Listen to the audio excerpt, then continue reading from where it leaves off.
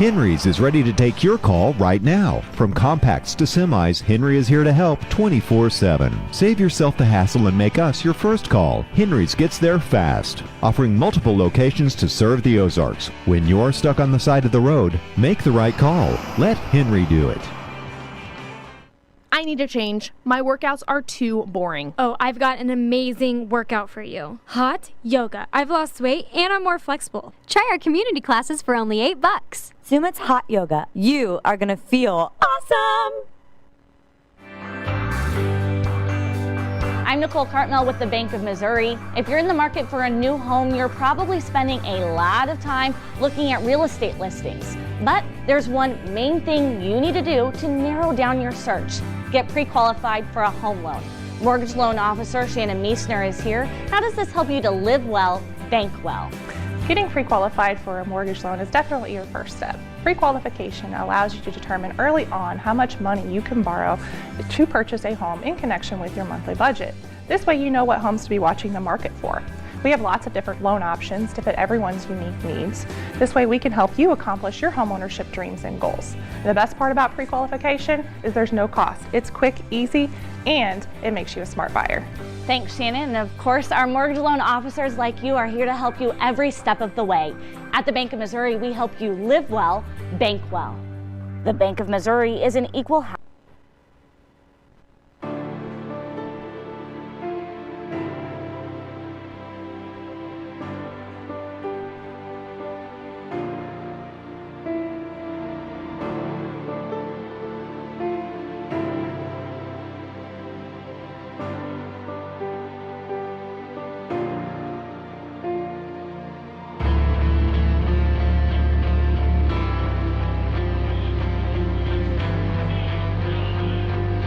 Good evening and welcome to historic Meador Park in Springfield, Missouri, site of the 2024 season opener in the Grip and Rip Baseball League. And it is baseball night in the Ozarks, the marquee game of today's triple header. About to get underway between the two teams who played for the championship in 2023. It's the Republic Locos against the reigning and defending Howard Bell Trophy champions, the Springfield Metropolitans. Let's introduce you quickly to the starters. For the Locos, leading off and playing right field is number 9, Zach Ralph. Batting second is the center fielder, the Locos franchise player, number 3, Trent Simpson. Batting third is the catcher from Weyburn, Saskatchewan, Canada originally. He's number 14, Jared Fox. Batting fourth is the extra hitter, number 10, rookie Andrew Meyer. Batting fifth is another rookie. He will wear number 15 and play third base. That's Caleb Kaufman. Batting sixth is the left fielder, number 2, Scott Wilson. In the seventh spot is the shortstop wearing number 1 from Marshfield, Missouri, Tyler Collison. Batting in the 8th spot is the second baseman from Branson, Missouri, by way of Venezuela. That's Arturo Liendo. In the 9th spot is the player manager for the Locos. He will play first base and wear number 33, Chris Meza. And batting in the 10th spot is the pitcher wearing number 8 from Joplin, Missouri, by way of Wisconsin Lacrosse, John Bortz. So it's Ralph, Simpson, Fox, Meyer, Kaufman, Wilson, Collison, Liendo, Meza, and Bortz for the Republic Locos tonight. The Springfield Metropolitans will lead off with their left fielder, number 3, Dalton Winkler. Batting second is the Mets' new player manager. He is the shortstop tonight, number 8, Clay Murphy. Batting third is the right fielder, Harrison Waters. Batting fourth is the starting pitcher, number 10, the number 1 overall pick in the 2024 GRBL draft, Cole Haselhorst. In the 5th spot is the first baseman, number 11, Zach Young. Batting sixth is the third baseman, number 9, Mark Blem. Hitting in the 7th position is the second baseman, Harrison Broadstreet. Calvin Dreyer will be the extra hitter and bat 8th. In the 9th spot is the right fielder, number 5, Grant Cundiff. And batting 10th is the catcher, wearing number 12, Robert Fackrell. Well, hello once again, everybody. I'm Rance Berger. We welcome you into Baseball Night in the Ozarks, and we welcome in my color commentator, my partner tonight, former manager of the Springfield Metropolitans. He's got his name on the Howard Bell Trophy a couple times. That would be Brock Chaffin. Great to see you, friend. Yeah, man. Thanks for having me in. I hope I can provide some useful insight, or at least some facts about some of these guys that I've had the opportunity to play with over the last 6 years. Well, it's Mets Locos, and you definitely know a thing or two about playing under the lights here in the GRBL. Let's begin with the starting pitcher. What do you think of this? Not surprised that Clay Murphy is going to hold himself back for later innings, But how about the decision to start Cole Hazelhorst here? Well, part of the reason with that, I was talking to Clay before the game, is their other guy, Ben Van Gorp, is currently at a flag football tournament today, so he'll be showing up a little later. Okay. And, I would assume BVG would be the normal guy, Cole would be the setup guy, and then Clay would be at the end. But get Cole some early innings here, if he can settle in, find a groove early, throw a lot of strikes. He's got a good defense behind him, so I think it'd be all right. It's going to be important for the Mets to find that third pitcher and sometimes the fourth pitcher, whoever that's going to be. And I know Cole Hazelhorst wants to be that guy, so we will see what he can do. Pitched exactly 1 inning a season ago with the Republic Locos, allowed 2 earned runs on 2 hits and walked 2 batters. But a lot's changed. He's really been working at the craft, really wanting to play a position beyond catcher. But make no mistake about it, when he's not pitching, Cole Hazelhorst is this team's catcher, and they're going to count on him for big innings back there. Yeah, he was definitely drafted, first overall to be the catcher. But Cole definitely works throughout the summer with his other team and stuff when they travel around. He throws a lot of innings for them, so I think he'll be a good addition to this pitching staff. And talking to Clay, they have a few other guys that can definitely fill in. So I think between the 1-2 combo of Clay and BVG, Cole will fill the third place nicely, and then the fourth place is kind of up for grabs right now.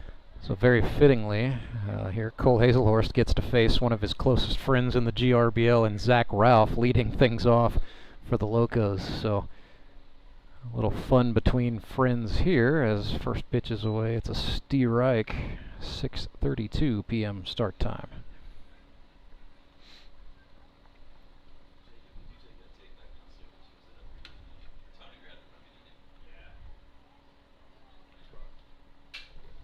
Fastball swung on, turned foul. I think the biggest thing too for Cole today is just settle in, throw a lot of strikes. You just don't want to fall behind early, and like I said earlier, you have a good defense behind you. So if he settles in there, he's going to be all right. Umpires for this one: Ross Harrison behind the plate and Jonathan Spanger in the field.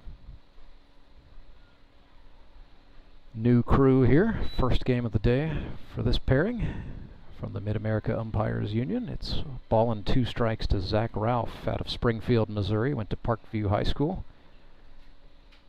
First time for him playing for the Republic Locos. That is a Dan England product, switching up teams. Most definitely. Between the Ducks, I believe, and the Mavericks, he has not really flipped too many teams before. Ralph 9 for 29 for the Ozark Mountain Ducks a season ago. 8 singles, managed to take 3 walks, and only struck out twice throughout the season. So that's been something that's, I remember actually I covered Zach Ralph when he was at Parkview and I was working for the Springfield News Leader. But, even in those days, I remembered him as a guy who could consistently put the ball in play, really no matter what the rest of the team was doing. Breaking ball, Ralph pops this one. That's going to come back and hit our roof, I think. Yeah, Zach's always been a hard out. I can remember catching and having him in the box. As the count goes on, he gets closer and closer to the plate. So he's definitely an OBP guy. He likes to get hit by the pitches, likes to lean into some, but he's definitely a good guy to have lead off for Meza today. Hazelhorst went at him with a fastball and Ralph fouled it off. Cole's beginning to wonder what he's got to do to get his friend out here.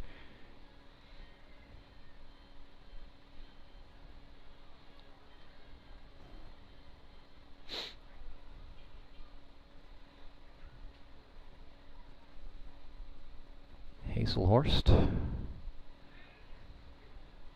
threw that one for a strike. It was a dropped third strike, so Fackrell gets the ball over to Zach Young in time to get the out. Nice start for Hazelhorst. Absolutely, and the other good thing coming out of this is Robert Fackrell gets some time behind the plate. Last year he was kind of a third string guy for me last year with the Mets and didn't get a ton of time, but I think he can be a vital part of this team, catching Cole and giving Cole a break from getting behind there, and it's good for him to get back there. And in talking to Robert, he's a guy who, there was no shade or no animosity toward the role he had with the club a season ago, but he's a guy who wants to work his way into a little bit of a bigger role. And he'll play some other stuff. He can play some third base. He could go even play an inning in the outfield for you if you needed it. And I think Murphy will definitely take him up on that as this season goes on. Yeah, in this league, being a versatile player is the a big thing coaches look for, especially with the limited amount of guys. Yeah. And, it gets hot and injuries happen, and wherever you can fill in, get you ABs. So here's Trent Simpson, 3rd year in the league, 3rd year with the Republic Locos.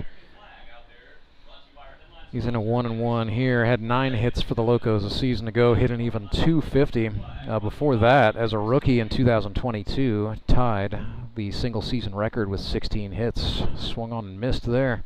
Yeah, a little bit of a down year last year, but I think, make no mistake, Trent is such a value keeper pick at the 6th round to have a guy that can roam the outfield and get on base like him. It's no wonder Meza just doesn't keep him every year. So. That will probably be the case. Yeah, so you might have just spoken it into existence already. I didn't need to speak it. It was going to happen. 1-2 here for Simpson. Hazelhorst comes down the hill, and he got him a called strike. That's back-to-back Ks for Hazelhorst. Watching him mechanically a little bit, Brock, what I like is, he really kind of drops the hips down. There's a little bit of a sync about Cole Hazelhorst's mechanics before he gets the body weight coming downhill. Yeah, definitely. And the way he uses his legs to push off the mound is going to be a key to his success. I was giving him a hard time before the game about his pants fitting a little tighter this year, and he just said he's been working out more, and it's not associated with food. All right, so, allegedly. Not skipping leg day. Yeah. Well, here's Canada's greatest export. Speaking of great catchers in this league, Jared Fox, 55 hits in his GRBL career. He had 13 of them a season ago with the Showman. And this is his 2nd time in the Vegas Gold with the Republic Locos. He was with the team in 2021. How old is Fox? 45, 50 now? I feel like he's been in the league, forever. He's been 35 for about 3 years now. Yeah, he was with me the first year of the Yogis. Yes. And you think catchers usually tend to fall off as they get older, but this guy continues to be one of the best in the league every year. Well, as I recall, that first year you were doing most of the catching, and they made Fox an outfielder. As here's a chopper, ball is into play to the shortstop Murphy. So Jared Fox really spent a good portion of his first couple years in the outfield. He was a left fielder. It was almost like a reverse Craig Biggio, and he went behind the plate as he got older. I think you forget when I had to take an ambulance ride my first season. I don't forget that. I was just not going to call that on that's you. That's fine. And Fox jumped in right after that and has not left since. So he probably saved me a couple ambulance rides by getting back there and catching during these hot summer/fall days when this turf gets hot. He's Brock Chaffin. I'm Rance Berger. We're back after this. Nothing, bottom of the 1st. When Gary and Sandra Henry started Henry's Towing nearly 5 decades ago, customers knew that Henry would be the guy coming to help. People would call and ask to let Henry do it. And as Springfield has grown, our family has grown as well, so there's always someone around to come help you out. Everyone at Henry's is a member of the family, fully trained and as dependable as the original. With a family this size, help is always right around the corner. So if you find yourself in need of roadside assistance, remember to call the name you've grown to know and trust. Remember to let Henry do it! I need to change. My workouts are too boring. Oh, I've got an amazing workout for you. Hot yoga. I've lost weight and I'm more flexible. Try our community classes for only $8. Sumit's hot yoga. You are going to feel awesome!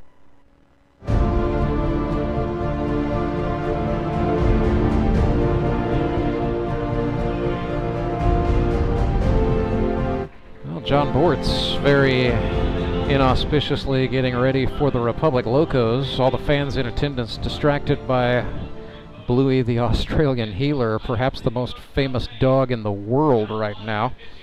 No cap, but John Bortz out of Wisconsin La Crosse, now resides in Joplin, Missouri. Works as a food safety manager, has crossed over, was doing human food, but now he works for Blue Buffalo Pet Foods. John Bortz in 2023, or check that. Yeah, 2023, 24 2/3 innings. Had a 3.64 ERA. And last outing would have been in the championship game against the Springfield Metropolitans. He was scoreless, the game was not, and the Mets ended up winning that game 4-3. Forever etched in your memory, Brock Chaffin, I'm sure. Oh yeah, for sure. And Meza likes his returning pitchers. He's taken Bortz the last couple years. That combo last year of Bortz and Stinger was a pretty solid combo for him. I mean, he got him to the championship, but do I want to toot my own horn and talk about how many home runs we've hit off Bortz and the back-to-back championships, but John Bortz throws strikes. He does. And occasionally a hanger does get taken the other way. But all in all, especially when you consider he's 43 years old, John Bortz has displayed good stuff throughout his playing days here. So here's Dalton Winkler, a little bit of a comeback story. Winkler has been out of the GRBL for a minute, but he's back in this time by, largely at the persuasion of his friend and teammate Calvin Dreyer. And Winkler looked pretty good in the preseason jamboree. However, it's for real now, hitting in the leadoff spot. 0-1. Bortz got him to chase there. I could be wrong. Was he a Courtney Spitz product a He few years was. ago? He played for the Nixa Suckers in 2022. Did not play in 2023, and then is back out here now. Well, that's good when guys decide they want to come back out and continue to play even after taking a year off. I know Dalton, a big motivating factor. He has a son who is 4 years old who told him he wanted to watch Dad play baseball. Well, he's down there and he's for sure watching. He is going up to the screen. I think it's a pretty good contingent of Dallas County folks here with both Calvin and Dreyer and Dalton Winkler on the same team now. It's about half the county, right? Yeah, that is, man. Last person out of Buffalo locked the doors. There's a tough play by the third baseman, but he made it well there for the Locos, did Caleb Kaufman. To get Dalton Winkler. Caleb Kaufman, rookie out of Evangel, I do believe. Yes, sir. It's always fun to come back, even not as a manager, to see all the new guys and that are filling big time roles for when guys left. The last couple years, you always have new guys step up, and it's fun to see them really succeed and play well. So Clay Murphy comes in here. He is not a new guy by any stretch. Broke in 2020. And Clay Murphy caught a barrel straight away. That's going to go down into the corner. Extra bases for the kid from Wolf Lake, Illinois. Didn't even get a chance to say hi to his parents, and he's sending one down in the corner. Nope, I'll give you Clark a shout out for you up here, Clay. And we'll go ahead and tally that one for a Rube Batts hit. First Rube Batts hit of the night. All right, so we'll do one of those. Yeah. I'm pretty sure every guy on the Mets snagged one from me. Say he better be swinging a Rube. Yeah, every guy is down there probably swinging one tonight. So here's Harrison Waters. And he has done some hitting in his time. 46 for his career, to be exact. He had 14 for the Metropolitans a season ago. 14 for 35 with 15 batted in, and he's got a chance to bat one in right here. It's probably pretty fun for Harrison to come back and play on his home field that he did in college. It looks a little different these days, but the ball still flies out of here just like he probably remembers. I believe they were still wood bat back then too when he was here. They were. It was at that time the GLVC was one of the few college leagues who was still hanging on to the lumber. If you listen to the old war stories that Drury Panthers will tell, every home run that flew out of Meador just gets longer and longer with each retelling of the story. Mm-hmm. First it was he almost hit the pool, then it was he hit it into the pool, and then it was he cleared the pool. Yep. I've heard balls hitting off the mall over here. Yeah, why not? Yep. Actually, I think right before this game, Harrison told me he hit one in the parking lot over there. So that's got to be, about 1,500 feet. That's pretty good, yeah. It's an Olympic mile for sure. His Waters checked at that offering from Bortz, and it's 2-1. So with one out and a runner on second, big opportunity here for the Metropolitans early. Just in the bottom of the first in this one on baseball night in the Ozarks. Bortz sets up from the chest. Nice work going in, trying to bust Waters on the hands, and he fouled it off to the screen.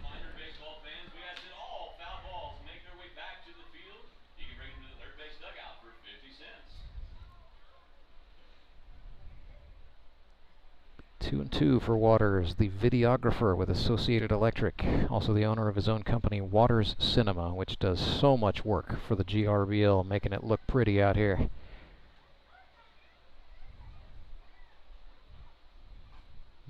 Ports went back in. That was way in, and the count's full.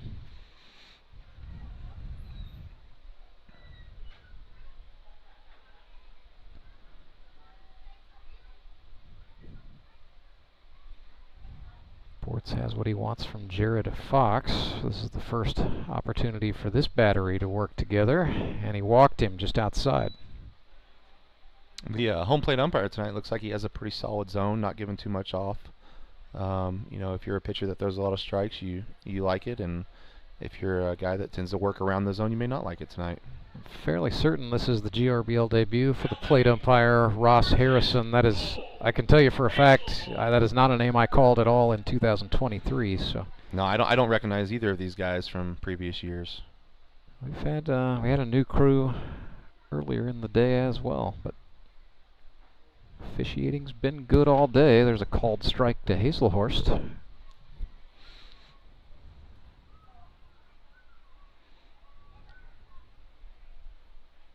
Cole had 8 hits a season ago as a member of the Locos. Batted .286, OBP .333.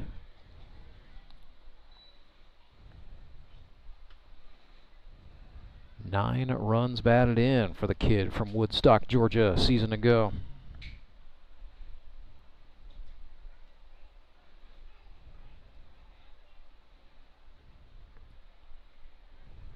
Bort's taking a long time to come to an agreement with his catcher on what to throw. I didn't know we had so many pitches. Say that's 3 shakeoffs, and now they're going to talk about it. Could have been a missed sign, I don't know. Now they're on the same page. That was not that long of a visit, and Jared Fox walks away smirking, so.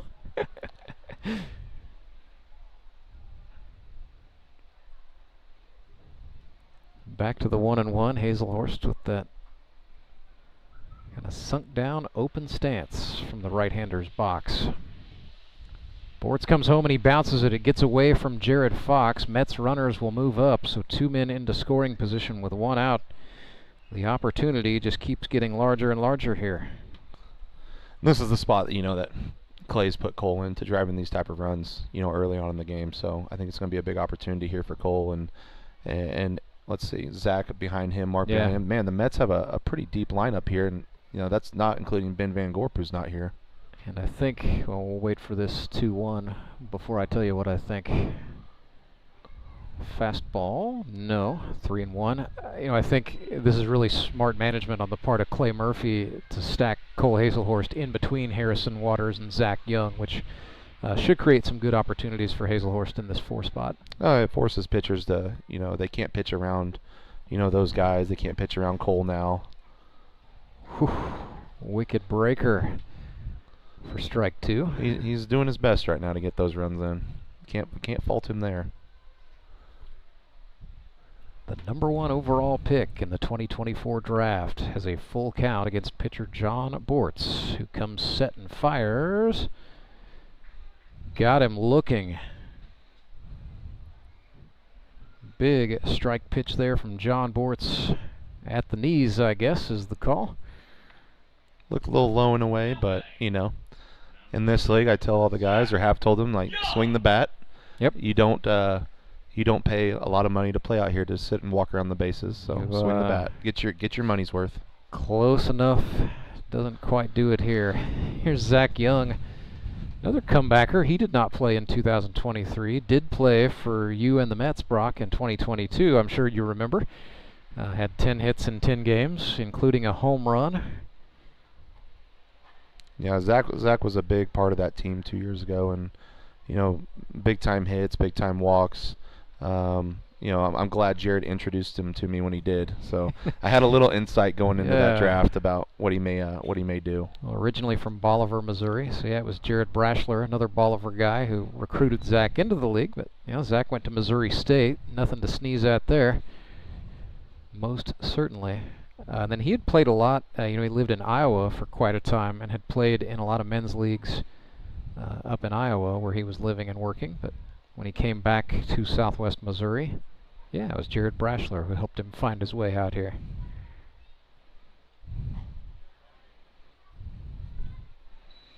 Another one of those guys, looks very physically imposing, is actually a nice guy under there, but definitely has the game face on when it's game time. I think 90% of that's that beard he's rocking, and it works, man. I'm scared. Without that, it may be the softest jawline you've ever seen. Doesn't matter. The beard is working. 2-1 is outside. Makes it 3-1. And so if you're Bortz, yeah, you can nibble a little bit, but you can't nibble the whole way. It's just not there.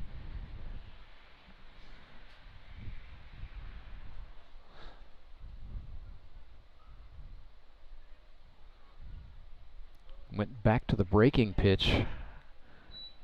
Second time we've seen that 3-1 from John Bortz, and the count is full.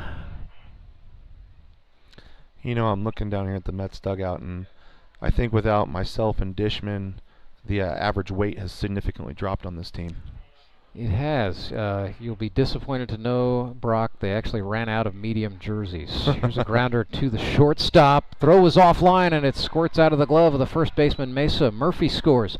Waters comes across. It is 2-0 Mets, who capitalize on a big mistake there. Will go down as an E6 charge to the shortstop, but it is 2-0 for the Mets. And as you know, in this league, it's not always, the best team that gets the breaks. It's whoever plays the cleanest defense usually comes out on top. These guys play one game a week, and it's hard to get in a rhythm, and, mistakes will be made. Sometimes also hard to just shut off the nerves, shut off the yips.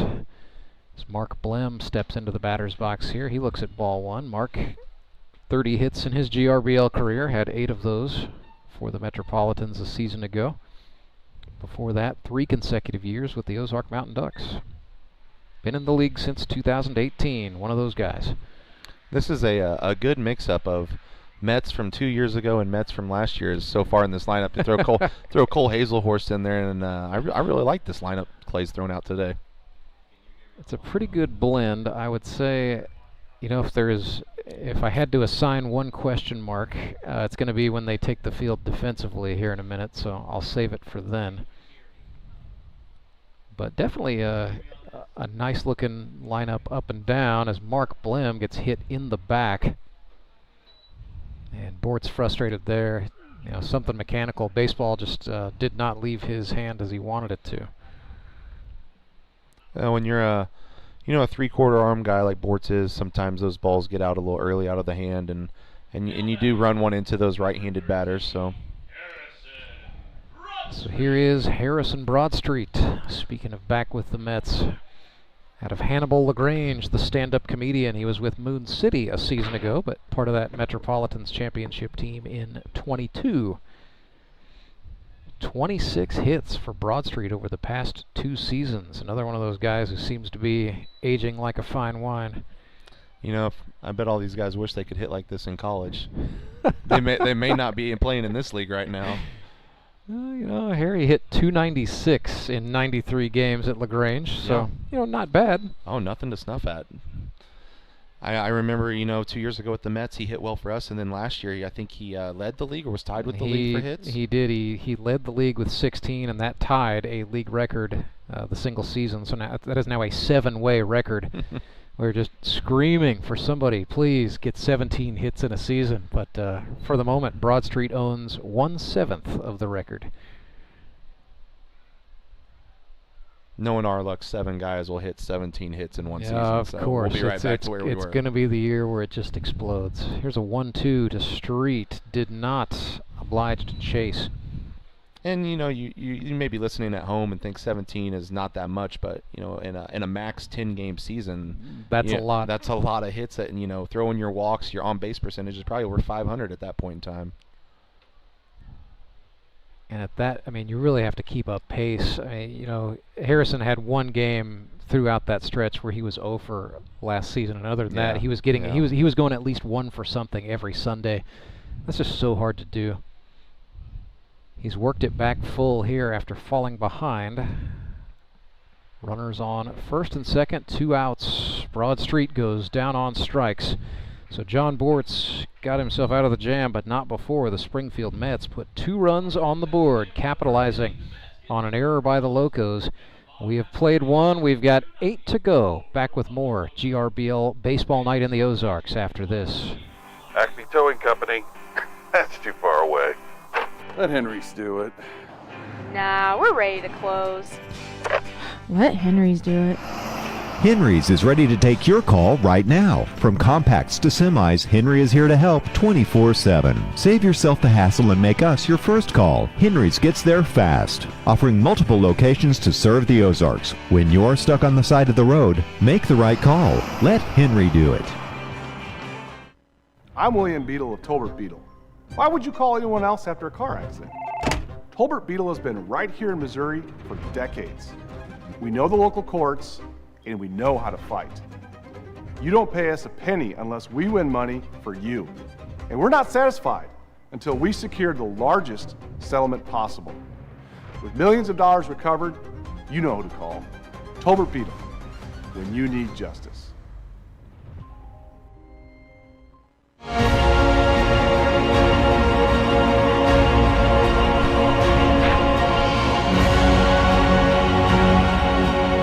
Springfield Metropolitans lead the Republic Locos 2-0. Cole Hazelhorst stays on to start the second inning for the Mets.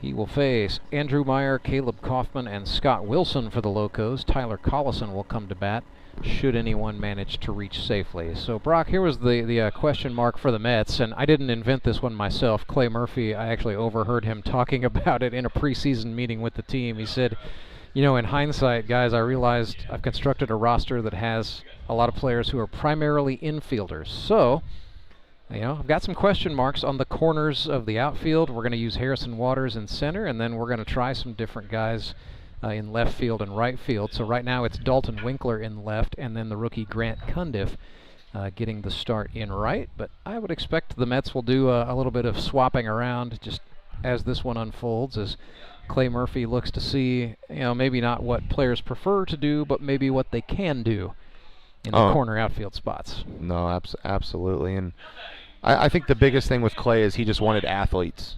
And he went really after got that for sure. Went after athletes who could put the ball in play and could hit. And he has a lot of options. You know, when he comes to the mound, he slides Broad Street over to short. Calvin can play second. Winkler can play second. I mean, he's not going to be short anywhere in the infield. Like you said, the outfield, I think BVG will be out there roaming around.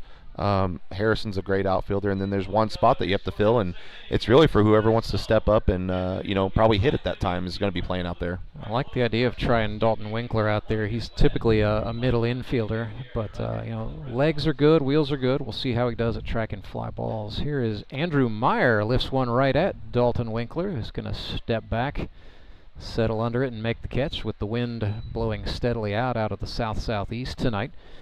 But one gone as Dalton Winkler gets the rookie from Missouri Western.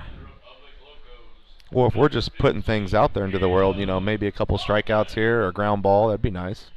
I mean, that would negate the problem of who's in the outfield for certain if you're Cole Hazelhorst. And the fun thing this year is with, you know, things being played at both stadiums, you know, this field is definitely going to play a lot slower. It's new turf. Balls are not going to get through the infield as fast. So, you know, having good infielders and fast infielders is going to be key here. When you get over to Ozark, you know, the play may be to put the athletes more in the outfield to prevent doubles and stuff. Here, I think the ball's going to die down a lot, though, as it hits. So here's Caleb Kaufman out of Evangel University from Wablo High School. Presently lives in Stratford. First team All-State infielder at Wablo back in 2012 and was also an All-State basketball player. So pretty good athlete, Caleb Kaufman.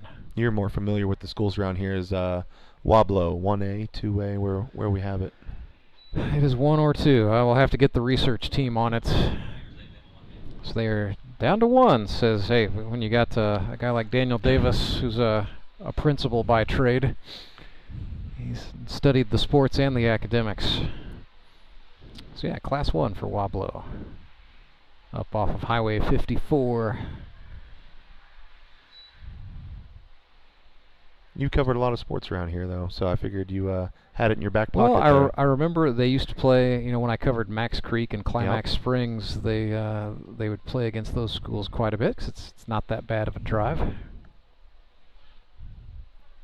But I mean, at Lake of the Ozarks, we'd occasionally get like a 2 versus 5 matchup. There'd be some interesting hodgepodges in the non-conference schedules thrown together. I played in a few of those at my time at Stoutland, playing Rolla and Waynesville and those bigger schools. So it's nothing to lose and everything to gain when you're the small school in that matchup. The 3-2 pitch is a strikeout looking for Hazelhorst. Goodness, his 3rd strikeout of the night. It is the 2nd time he's gotten a Republic batter looking. So that'll bring up Scott Wilson. The commercial farm manager out of Neosho, Missouri, now resides in Miller. Went to Crowder College, a JUCO power. Scott's been a guy that definitely throws together a few hits here and there and is good on the bump. I remember, potentially drafting him in years past for that left-handed arm. He's got the lefty presence. I'd imagine he might pitch for the Locos before this one is over tonight, as a matter of fact. And what Scott has told me is, you never have as many hits as you wish you would have had, but he said, I'm going to keep giving the GRBL my tryout fee on a yearly basis until somebody makes the decision for me.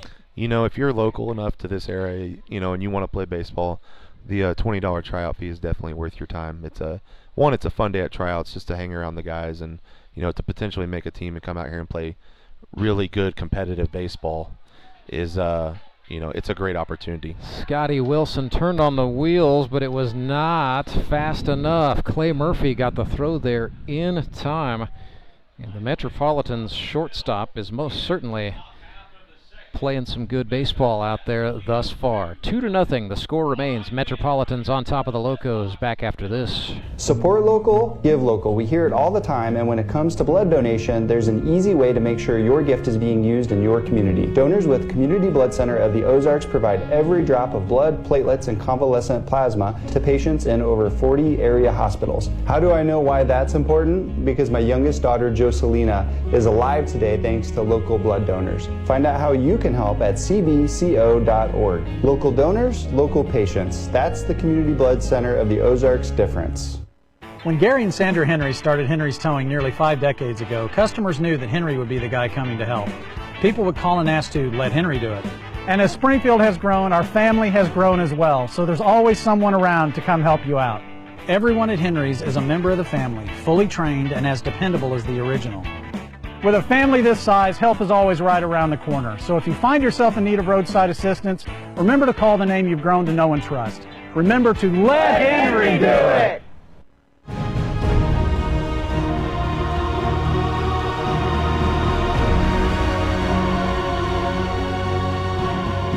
Well, we had Bluey here earlier. Now we've got Batman running around down on the lower concourse. The old Caped Crusader participating in a new GRBL promotion called Splash Zone, where apparently you just shoot a big water gun into the crowd. Might play a little better on a 90-degree day than a 78-degree night. Nonetheless, he was committed to the bit. Is the commissioner replacing all those hot dog buns that just got soaked? I have no idea. I would wager to say probably not. We talk about Clay Murphy, that last inning, fielding that ball, and, the potential that he has every year to put up big numbers and stuff. But I do want to make one call out, Clay, that you cannot win the MVP this year. You cannot win Pitcher of the Year this year. You are a coach now, and therefore you are ineligible for these awards. 3-time MVP might end at 3. All I can do is try to win a lousy championship. That's about it. So here's Calvin Dreyer back with the Metropolitans after... See, Calvin started out with the Suckers, then he was with the Mets, then he was with the Showmen, now back with the Mets. Pretty steady hand, Calvin Dreyer. Lives in Lewisburg, Missouri. Yeah, talk about the epitome of a teammate right here. The last time I saw Calvin in black was him laying down a sacrifice bunt in the championship 2 years ago to give us a lead that game and being a selfless guy out there. Had 8 hits for the Showmen a season ago, a couple of RBIs, a double. Reaches out and loops this one to the second baseman. Liendo up with it, his throw to Meza. It was in time, but safe is the call, and now the Locos are going to have to be careful here. Safe is the call, and now the umpires are going to talk it over for a hot second. So the throw from Liendo looked like it brought Meza off the bag, and then he brought the glove around in front with the idea, I mean, full disclosure, there's no way I can see it from my vantage point, but my thought was, oh, he tagged Calvin Dreyer across the chest. Yeah, I think we're getting the call right here. And that is the call. Calvin's not going to argue that one or be upset with the umpire too much. You know, it's these guys' first time out here this year. Yeah. They will improve as the year goes on, just as the players will. So Jonathan Spanger and Ross Harrison take a moment to get it right. That's certainly applaudable. And the batter is Grant Cundiff. He's a rookie out of University of Missouri S&T. He is from North Callaway. You know what city that's in? I have no idea, Rance. Kingdom City, Missouri. I have no idea where Kingdom City's at. You know where Jefferson City is? Yeah. It's a little bit north and east of there. Okay. It's off of I-70 there. That's where it's in Callaway County. There's a North Callaway and a South Callaway. So North Callaway is in Kingdom City. There's a flare. Liendo on the run. He will not get there in time, and so Grant Cundiff's batting average climbs to 1,000. Fun story there. Grant Cundiff at S&T started off on the baseball team, ended up concentrating on applied thermodynamics, so he did not finish out his college baseball career. And wouldn't you know it, he's found himself here. All these smart guys out here. The academic standing is climbing, Brock. What is the team GPA for the Mets? It's probably higher now that, again, myself and Dishman are off the team. The weight average went down and the GPA went up. So I'll leave you to draw your own conclusion, Brock. Yeah. Here's Robert Fackrell. Another guy didn't play college baseball. He was actually a college wrestler at University of the Ozarks. Did play some baseball at Glendale, but has kind of found it here. Plays in the summer for a team out of Jonesboro, Arkansas, and then plays in the GRBL in the fall. And Robert Fackrell says, "Hey, Clay Murphy, you better find some opportunities for me," as he slaps one out into right field for a base hit. That's good to see early on in the season, these guys that, you know, have had limited time in the past or that are new guys, you know, really filling in right now. You know, I have this theory that just because I've seen it a lot of times, there are some players who are just, you know, great starts and then they contribute right away as rookies. There are others for whom year 3 has really been a tried and true takeoff for a lot of players out here in the GRBL, and wouldn't you know it, this is year 3 for Rob Fackrell. Year 3 is a good year. You like to see those guys that come back, you know, multiple years in a row. And you know, I know Fackrell didn't make a team one year. Yes. Unfortunately, he missed tryouts and there was some miscommunication. But, you know, happy to have him on the team last year. Good to see him back out here this year. Dalton Winkler reaches out, takes a slice at a John Bort's slider, falling behind 0-2. Mets back to the top of the order here with 2 on, 1 out. Big opportunity for Wink. Professionally works as a physical therapy assistant. Bortz comes set. Fires home. Winkler again fouls it off.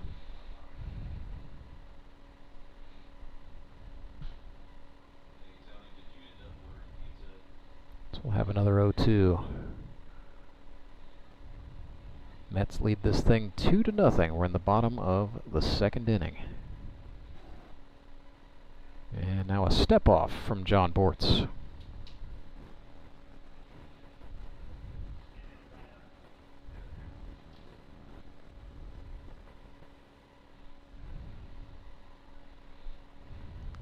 Batman continuing to mingle with the crowd here as Dalton Winkler goes down on strikes. 3rd K of the night for Johnny B. Now he will face Clay Murphy, 1 for 1 on the night with a double on the first pitch he saw. Clay had 9 hits for the Metropolitans a season ago in 33 at-bats. Walked once, got hit once, struck out twice.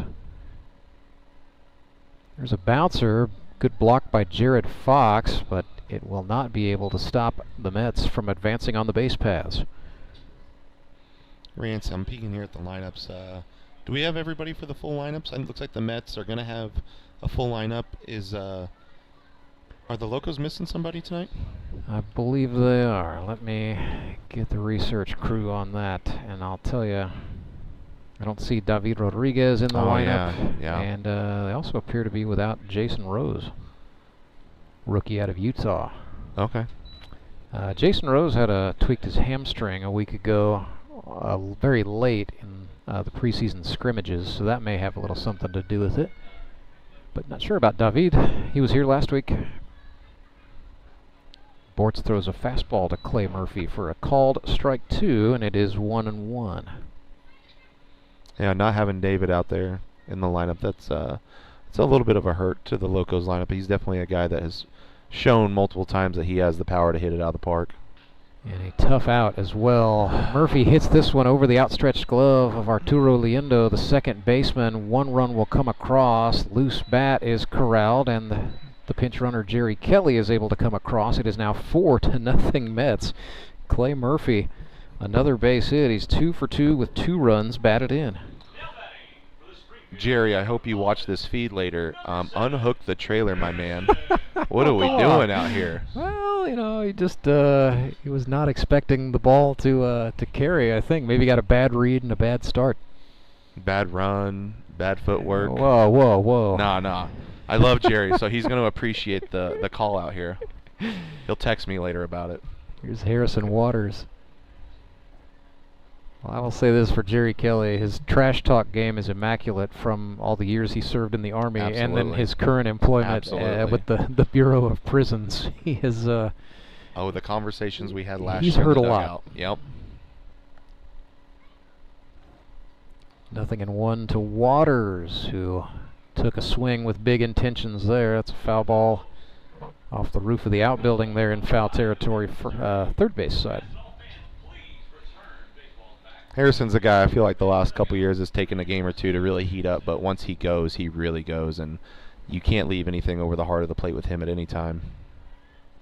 0-2 to Waters. They're setting him up outside. I think they got away with one there.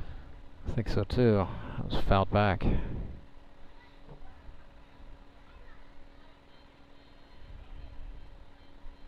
See what Bortz and Fox cook up for Waters this time. Another 2-strike pitch.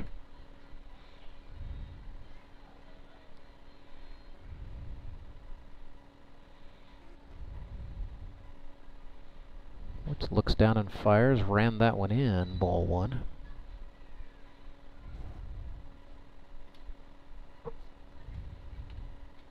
Speaking of trash talk, would appear Clay Murphy engaged in a bout with the Locos gaffer Chris Meza down there at first. Oh, probably something about last year and getting hit in the face and, you know, winning a championship. Probably something along those lines. Definitely a history of Clay Murphy versus the Locos, to say it mildly. You know, I can honestly say I think that is well past gone. I saw the two individuals involved down the left field line earlier talking, so I think we are well past that. So just a good group of guys, you know, having a chat probably.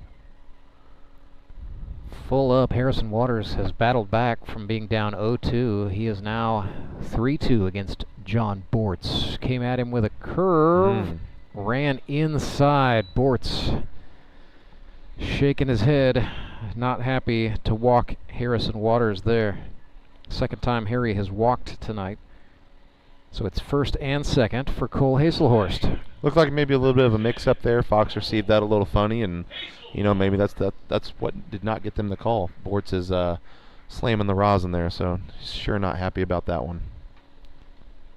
Probably going to keep shaking until he gets the fastball call here.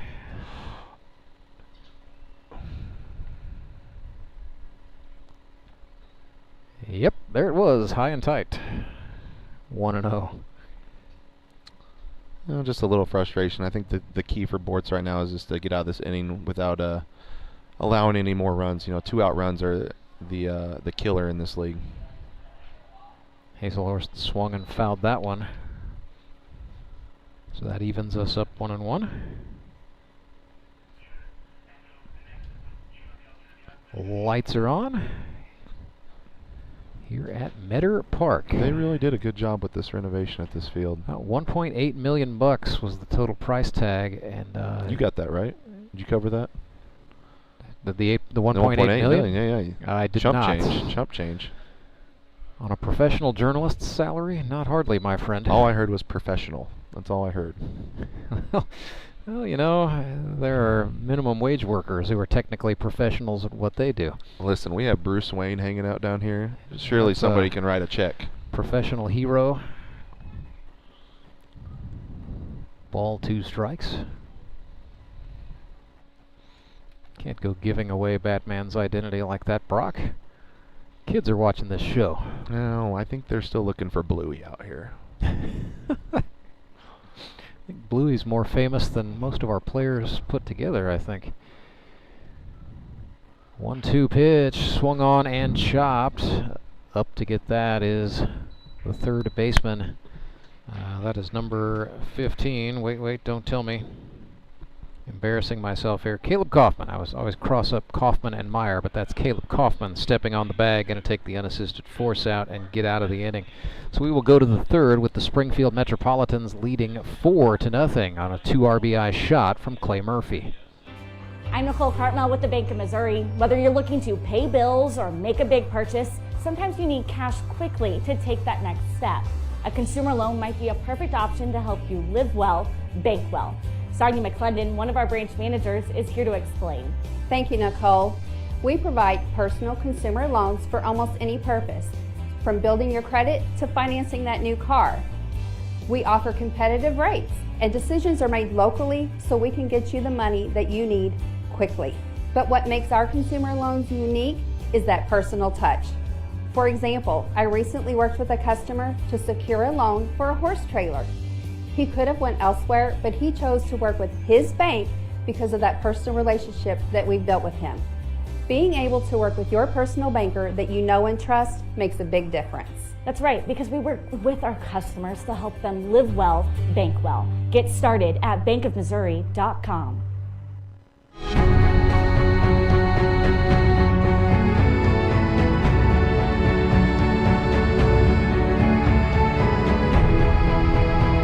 Springfield Metropolitans lead the Republic Locos 4-0, top of the third. And how about this? The bad boys of baseball will stay with their starter, Cole Hazelhorst, asserting himself on the scene thus far. Normally a catcher, but right now he's dealing. It'll be Collison, Liendo, and Meza for the Locos here in the top of the third. I'm Rance Berger. He's Brock Chaffin with you until the conclusion tonight. Coming up Sunday, August 18th, the Springfield Mets will be back in action at high noon against the Nixa Suckers, who are 9-0 winners today against the Branson Showmen. Then at 3, the Moon City Mavericks take on these Republic Locos. Our 6 o'clock game, baseball night in the Ozarks, will be the Mountain Ducks and Showmen. That is week 2 from right here at Meador Park. And if you can't be here at Meador Park, be right here on the YouTube channel. Hit that subscribe button so you never miss what your favorite GRBL players are doing. So here is Tyler Collison from Hartville, Missouri, now resides in Marshfield. Broke in with the Mavericks in 2023. Yeah, great middle infielder, good arm on the mound. He can catch as well. I haven't seen that. I think anybody can catch in this league at this point in time. Well, somebody's going to get thrown back there. Some willingness goes a long way, that's for sure. Mark Blim told me before the game that Clay asked him to catch. I don't know if Mark Blim's ever caught. So Collison can. He actually caught quite a few innings for the Locos. They were without Jared Fox for the scrimmages, so that was a big reason why, but did so competently and kind of let everybody know, hey, I can do a little bit more. So one of those guys who could probably play all 9 positions if you wanted him to. 2-1. Collison has changed up the facial hair a little bit, and he's also wearing the pants down. Makes him look a lot less like Clay Murphy than he used to. So I can't use the Lil Murph nickname anymore. He probably did that on purpose. He got tired of being called Little Murph. Well, I think he did. Gosh, it was so funny. There was just an open workout. Tyler Collison made a nice play at shortstop, and Courtney Spitz, the Suckers manager, said, "Hey, nice work, Clay." And it took 4 grown men and a child all persuading Spitz to convince him that is not Clay Murphy. Why? I mean, it takes 4 grown men and a child to convince Spitz of anything. So. Well, the debate got heated out there on the field that day, and I'll just leave it at that. Yeah, Tyler Collison looking a little less like Lil Murph, looking like his own person now. He's worked it full here against Hazelhorst, who comes home with a fastball. Collison lifts this one in the air into shallow left. Murphy is there on the run, and the ball just stayed in the web of the mitt. These guys are so used to playing out at US, getting their footing out there, and seeing the ball off the bat here, I'm sure, is a little different. And against an overcast sky, and by we're in the 3rd inning, so the baseball is gray, not white at this point, so can make it a little bit tough, and different lights, of course, too. Here's Arturo Liendo, rookie from Universidad Central de Venezuela. Lives in Branson, Missouri. Has organized a lot of slow pitch softball teams down there at that level, but was wanting to play some baseball, and it was actually David Rodriguez who helped recruit his countrymen into this league. And don't have to tell you, Brock Chaffin, but I can tell the folks at home, there's a very proud tradition of baseball players from Venezuela playing in this league and having success. Of course, the 2019 MVP, Jose Vargas, but we've had David as kind of the anchor, but we've had several Venezuelans come through over the years. Here's a grounder to the second baseman, and that is handled nicely I was by Broadstreet. Fortunate my first year as the Mets manager to have a few of those guys on my team. So, picked up a little Spanish here and there, ate some good food. Absolutely you did. Here's Chris Meza. He is from Chicago. Did Chris lose weight? He has. He's been that's kind of been the story of his off season for the last 3 years. Just a little bit of weight falls off every year. I think because I think I found it. He must have gave it to me somewhere. No, Chris coming in looking like the pants are a little tighter and the jersey's a little smaller. I will say that's one thing about this league is guys get into it. They have off-season training plans. Guys get together and hit. So I would not be surprised if Chris didn't continue down that path to continue to play in this league. Meza pulled a line drive right into the glove of the shortstop Clay Murphy. So another 3 up, 3 down for Cole Hazelhorst, the Mets pitcher, with a little help from his shortstop. Absolutely dealing. Clay Murphy is going to have a big managerial decision to make in the 4th. But first, the Mets will come to bat in the bottom of the 3rd, and that is next. I'm William Beadle from Tolbert Beadle. It only takes 1 second for a person to be involved in an accident. And when the worst occurs, there's only one person that matters, you. At Tolbert Beadle, we want to be the one you call for help. We're the one to get you the compensation you deserve from the insurance companies. Call us today to find out if you have a case. The consultation is always free. Tolbert Beadle, when you need justice.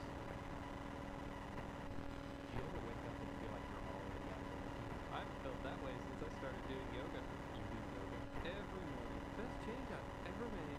Try our community classes for only $8. Students hot yoga. You are going to feel awesome.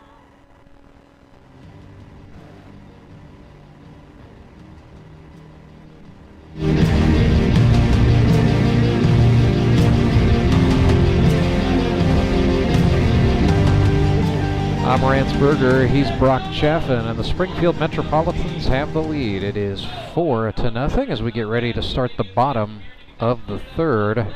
John Bortz back to the hill for the Republic Locos. So Cole Hazelhorst thus far, Brock, has had 3 innings that were all 3 up, 3 down. He's got 3 strikeouts. I mean, I know the game plan was probably for him to yield the baseball at some point, but maybe you got to stick with him. I think at this point in time you do. You know, Fackrell looks comfortable catching him back there, and Cole, you know, looks comfortable on the mound. Pitch count's relatively low, so let him roll out there. I mean, you have Ben, and you know when Ben shows up, and then you have Clay. You don't necessarily need a 5-inning guy here today, so. Mets do have some activity in the pen. That's actually a lefty Landon Wright. Just starting to get warm, I think. Zach Young comes up for the Mets. Takes a called strike from John Bortz. It'll be Young, Blem, and Broadstreet this inning. Calvin Dreyer waits in the wings should anyone manage to get on. 0-1 to Young is swung on and driven foul, third base side.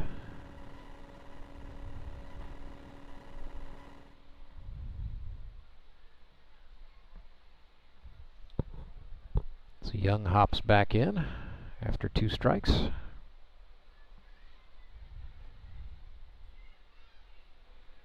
Bortz sets up and delivers. Not sure even what part of the that hit for the catcher Jared Fox there, but he reached up to stab a baseball that was simply not there. Yeah, again, looked like another cross-up possibly there. So maybe they're just having trouble picking up the signs right now, or. Yeah. Well, first time for these guys to work together in their GRBL careers, and they, you know, Fox had a family commitment, so they didn't get the benefit of working together in the scrimmages at all, as Bortz worked with Collison instead of Fox. So these are 2 veterans, 2 experienced baseball guys. If you're a Locos fan, it's probably not time to panic just yet. Breaking ball, Young swung on and lifted it into shallow center. Charging in is Simpson, and he will get there in time. Simpson was playing Young pretty deep there. He had to cover a lot of ground to make that catch. Yeah, again, going back to Trent, such a value pick at, what, 6th or 7th round? 7th round. 7th round. We got to change those rules where, you know, you start losing, you know, spots or something. There's got to be some kind of penalty. Here's Mark Blem, looks at a strike as John Bortz attacked him at the knees. Mark from Morrisville, Missouri, where he went to Marion C. Early High School. And his son Dylan is on the baseball team at Mission University. That's been a goal for Mark, is to keep playing in the GRBL long enough for Dylan to finally age into it. Yeah, I talked to Mark earlier, and you know, Dylan will graduate technically early, and you know, he did decide to come back and play his last year of baseball in the spring. So I think he's going to get his master's and continue to play one more year. Yeah. Well, then Mark and Brandy also have a daughter, Taylor Blem, who is starting a college basketball career in Illinois, Springfield, Illinois. Lincoln Land College, I believe, is the name of the school there. Junior college. Bortz got Blem on strikes that time. It's weird to think of Blem as, you know, not quite an empty nester. You know, 2 kids in college, so he's certainly still on the payroll. But Mark Blem does not give off empty nester vibes. No, he does not. But I'm sure Mark's also staying busy with, you know, everything with Blem tools and things like that. That and continuing a baseball career that he really kick-started at the tender age of 35. There's Harrison Broadstreet chuckling at something as he gets back into the box.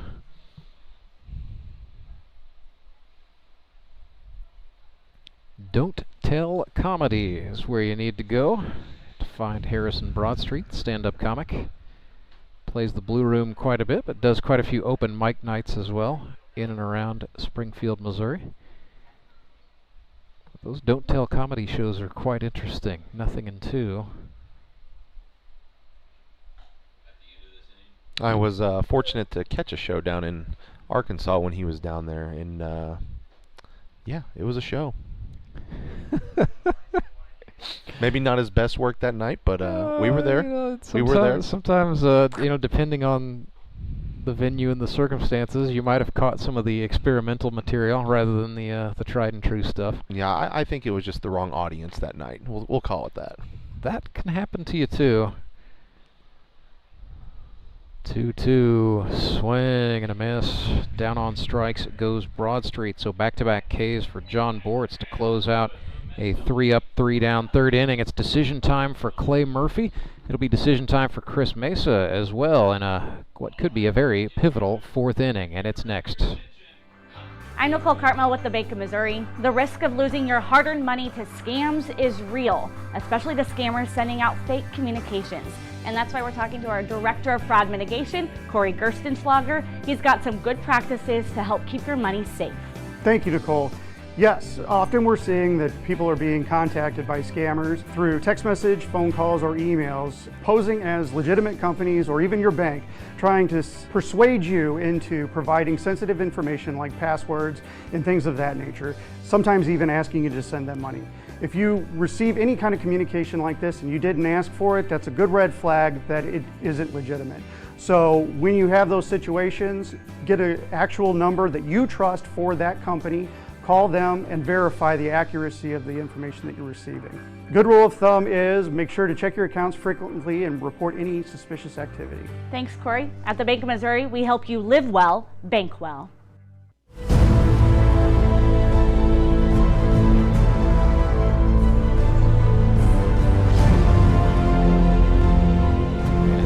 So it is. It's a Henry's Towing pitching change for the Springfield Metropolitans. They lift Cole Hazelhorst, who pitched 3 perfect innings with 3 strikeouts, and they give way to a rookie left-hander, Landon Wright.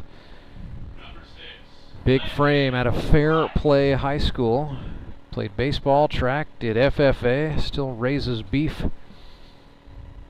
And this is his first go-round in the GRBL. How many cattle farmers do we have on this league? I think we recruited more farmers in the off-season. It's everybody's raising beef right now. Are they Brock. just meeting down at the MFA talking about I think that's playing the deal. GRBL baseball? Guys, we hit the feed stores hard in recruiting this time by. I blame Calvin Dreyer for that. Went to the implement dealers, trying to, made a few friends with guys who sell tractors. You guys handed out a couple free hats, and they were in. We did.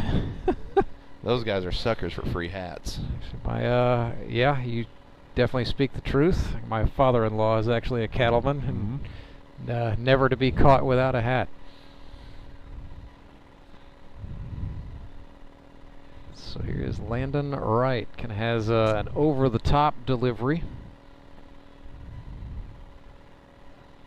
Pounded the strike zone pretty well in his bullpen session in tryouts. He's got kind of a old-style approach with his rocker step and a little bit of a short arm on the delivery, but all in all, was finding the zone. Landed him on the Mets roster anyway. Yeah, a funky arm delivery in this league is a good weapon to have, because a lot of these guys come from college baseball where they've seen traditional, over the top 3/4 pitching, and these weird funky lefties, it can throw a lot of guys off.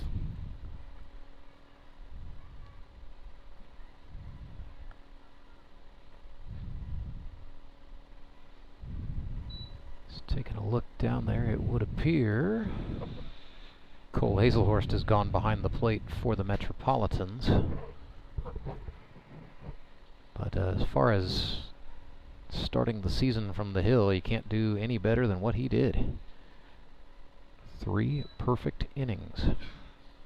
John Bortz is the batter here. He's in the number 10 spot for the Locos.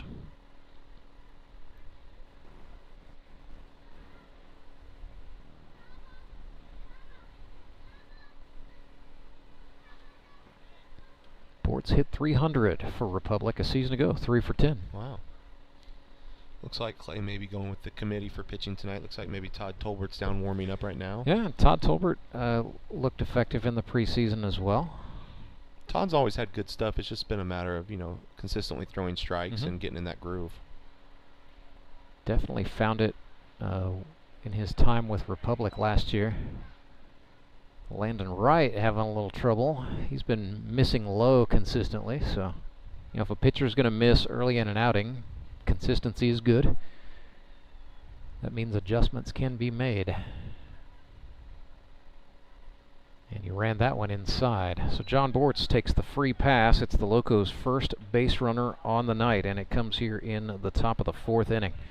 Back to the top of the order they go, and Zach Ralph probably told Cole Hazelhorst he's very happy to see him right now. Listen, we may have a completely different Zach Ralph come the 5th inning. He could shave that mustache off mid-game. We don't know what we're going to get with Zach. 19 hits in his past 2 seasons. Broke in 2020. Part of a championship team with the Mavericks in 21.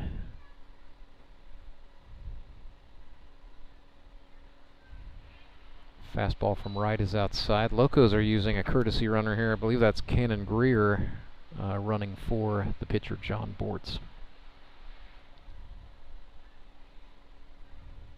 So yeah, Tolbert, a right-hander, getting loose in the Mets pen. It's all quiet down the right field line in the Locos bullpen. We will not be calling it the Arm Barn. And now Hazelhorst out to have a chat with Landon Wright. This might just be to try to settle him down.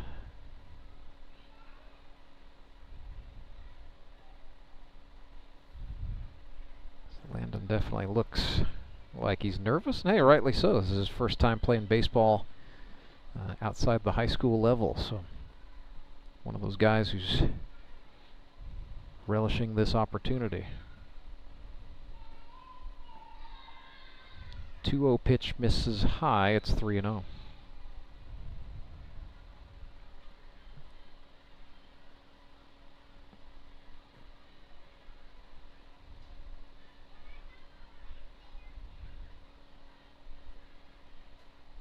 Right, really leans over as he looks for the sign from the catcher Hazelhorst. Now comes set, brings it from the chin.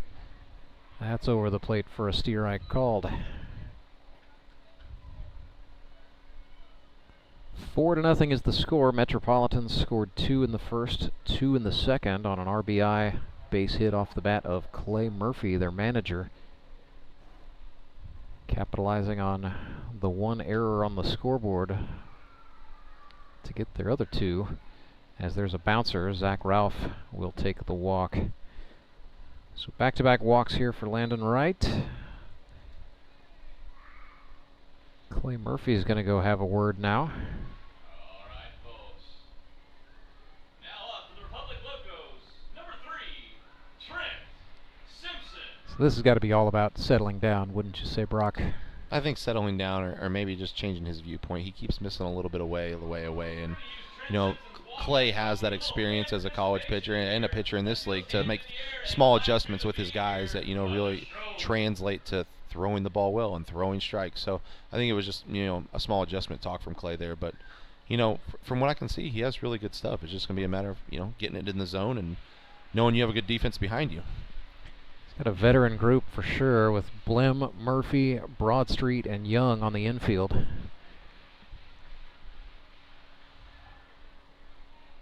I wonder how that flag football game Ben's playing is going.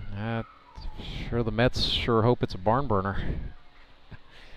I don't know, man. You know, BVG played on the small side team, the Queen City Insane Asylum, when that was going, but man takes his flag football seriously. He was even the commissioner of his own league for a while there, back in the late 2000 teens.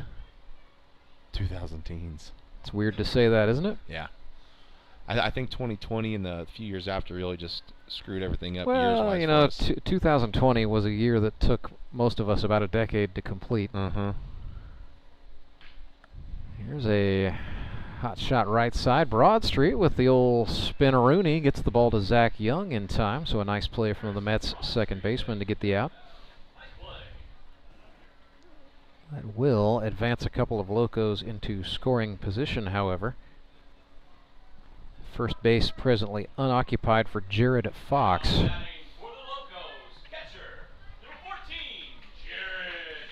So Canada's greatest export out of Weyburn, Saskatchewan, came to the United States to play for Missouri S&T. Stayed around, fell in love, got married, had kiddos, got a job as an engineer with City Utilities. Now one of the the top guys out at the John Twitty Energy Center, keeping the lights on for us here at Meador Park and throughout Springfield. First pitch he gets from Landon Wright is a fastball out.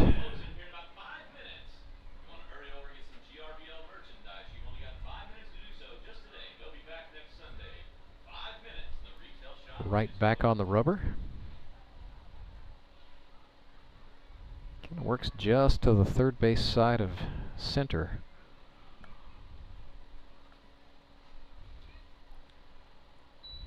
Deals that one outside. So 2 outside misses to the Locos catcher Jared Fox.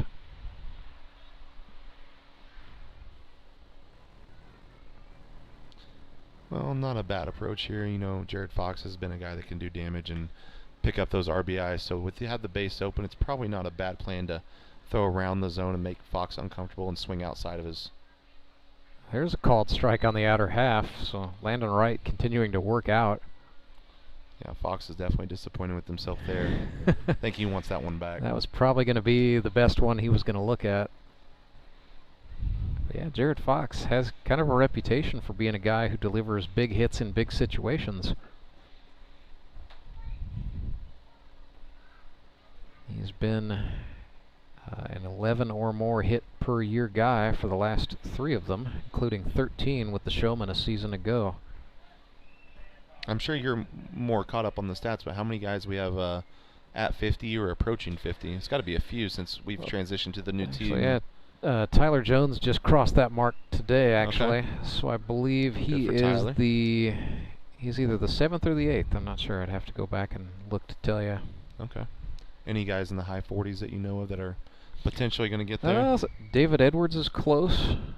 With the Mountain Ducks, I think he could get there before the year is over, most certainly, as there's a one-hop throw from Blem to Young, and a run comes across for the Locos. So it is 4-1. So yeah, David Edwards comes to, I think he's going to be the next closest. We've got a few guys hanging around in the 30s that you think, you know, give them a year or two, and they certainly have everything it's going to take to get there. Oh, heck, let me take a look. We've just got so many returners in this league, Yeah. and I feel like between the hitters and the pitchers, you know, that we've probably got some guys reaching some milestones this year. For sure. We're going to have a couple more guys flirt with the 100 strikeout milestone, which is a big one in this league.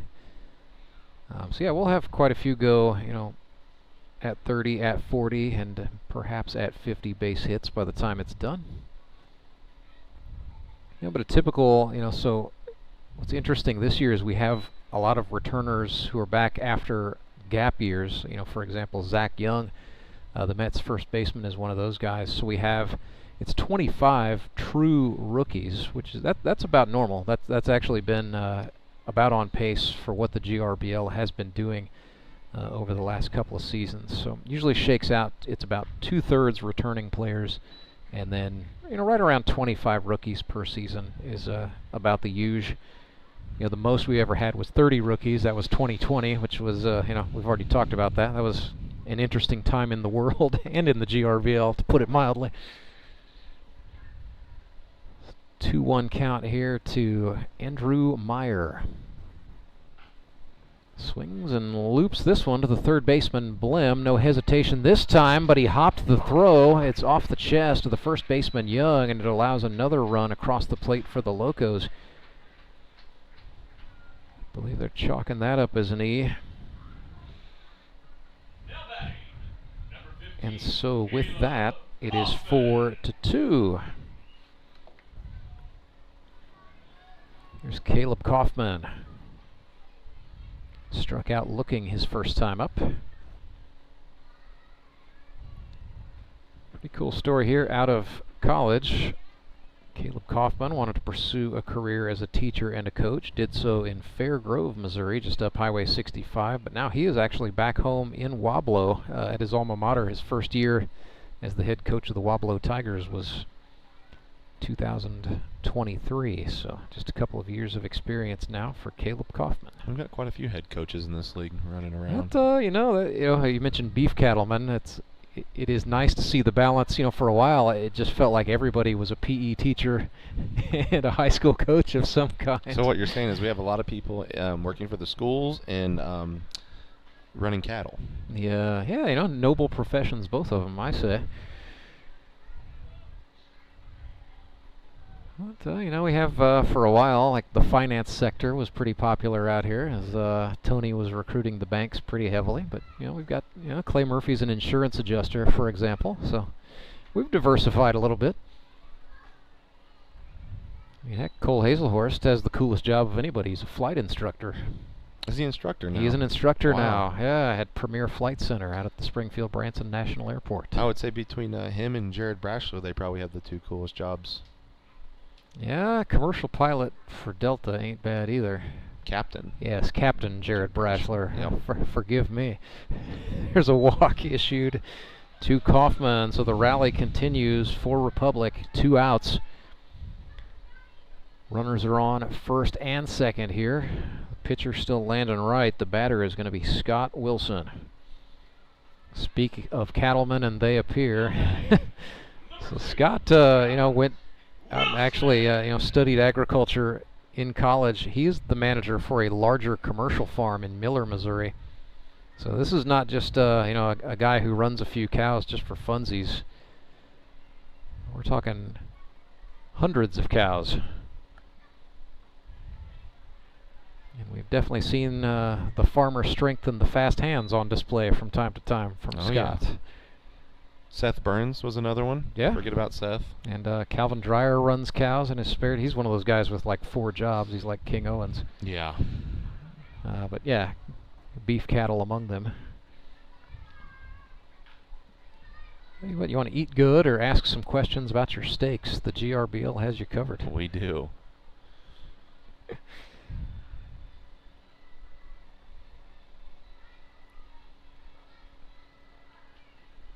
I think Clay's really taking this as an opportunity to get some guys work early in the season and kind of see what he has, you know, up for, you know, going into this inning. You know, it gives them, these pitchers, you know, a longer leash is what I should say. Yeah, and he's counting on a couple of things. He's counting on Landon Wright to settle down and figure it out a little bit. He's counting on the fielders behind him, and he's counting that, you know, the Mets are not done scoring runs in this ball game off of the Locos pitchers.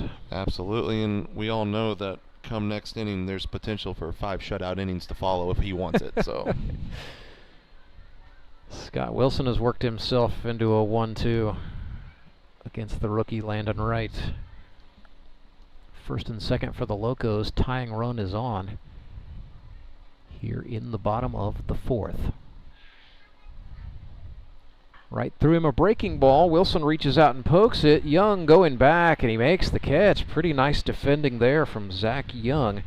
And that will get Landon Wright out of the jam with no further damage done. So 4-2, Springfield Metropolitans lead the Republic Locos. Back with the bottom of the 4th. Right after this, it is Grip and Rip Baseball. When Gary and Sandra Henry started Henry's Towing nearly 5 decades ago, customers knew that Henry would be the guy coming to help. People would call and ask to let Henry do it. And as Springfield has grown, our family has grown as well, so there's always someone around to come help you out. Everyone at Henry's is a member of the family, fully trained and as dependable as the original. With a family this size, help is always right around the corner. So if you find yourself in need of roadside assistance, remember to call the name you've grown to know and trust. Remember to let Henry do it! I'm William Beadle of Tolbert Beadle.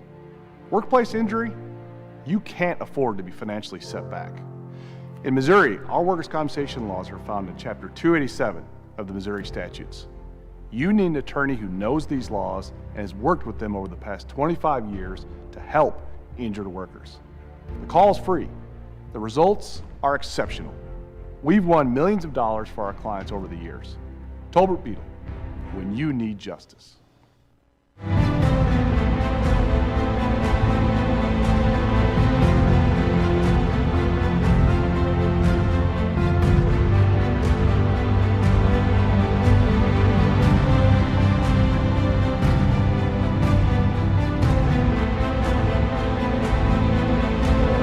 Goodness, Rance Berger, Brock Chaffin back with you live, where we just witnessed a new promotion in the GRBL.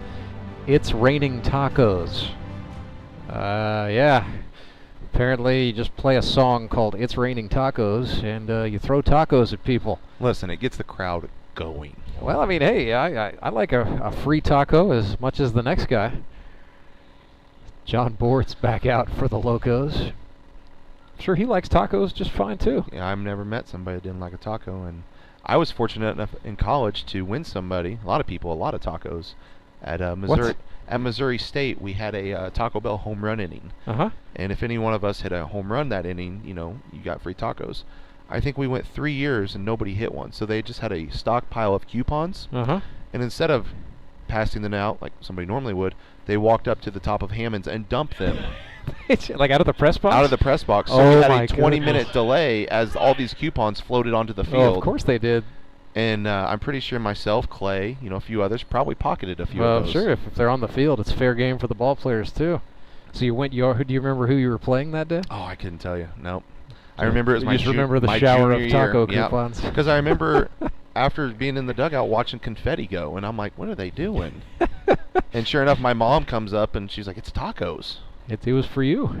You caused this. I think they misjudged the wind and how it was going to play out with, you know, roughly 2,000 taco coupons.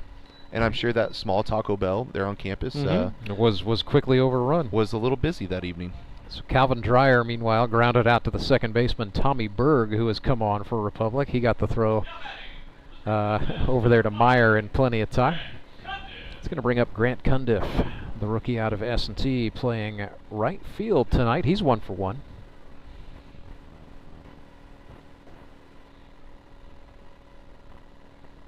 Swung on, missed there.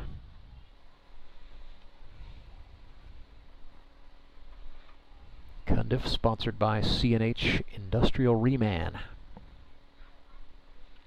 Putting that mechanical engineering degree from S&T to good use, I'm sure.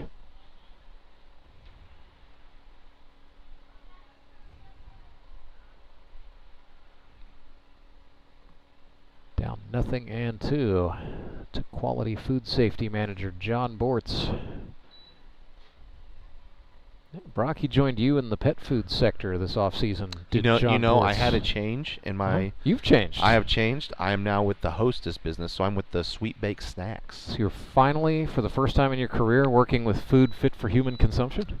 Listen, you could probably eat that dog food if you want to. And I'm not, no shade, man. No shame. And honestly, the Hostess is a little sweet for me. I'm a little Debbie guy myself. Yeah? Little Deborah. Well, but you got to be a company man now. I'm a company man. Batter is Landon Wright, hitting in the 10 spot here, so he enters for Robert Fackrell after Bortz got Cundiff on strikes. So that's funny. John Bortz goes from making cookies and crackers for kids to making pet food. You go from making pet food to snack cakes. To snack cakes, yeah. Gosh, the way this world spins sometimes, Brock, I tell you. 1-2-3 inning for John Bortz. I suspect he will be the man for the Locos in the 5th. But first, Republic will come to bat in the 5th. That's coming up right after this. It is the GRBL. If you haven't already, make sure you like, share, and subscribe to the GRBL YouTube channel. Remanufacturing isn't just a process, it's a legacy. From the seasoned hands of our experts to the eager spirit of the new generation, we bridge the gap by bringing together knowledge and innovation. We are one team with diverse experiences. We are moving toward one goal to ensure our future thrives. We are on one mission to pass down wisdom and embrace the new, ensuring the earth flourishes for generations to come. We are C&H Reman.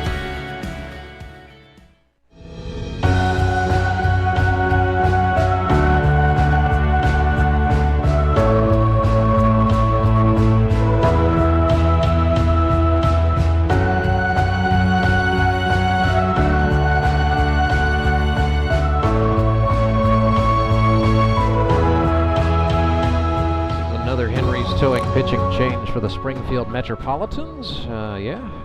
Kind of smelled this one coming. It is the Todd father, Todd Tolbert, out to the hill to keep things going for the Metropolitans, tasked with protecting a 4-2 advantage here.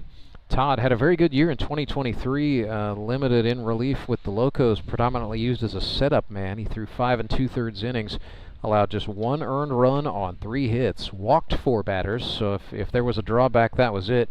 Hit 3 batters, struck out 3. It computed out to a 1.58 ERA for Todd Tolbert. Yeah, it's a good year for Todd. Did Todd play college ball anywhere?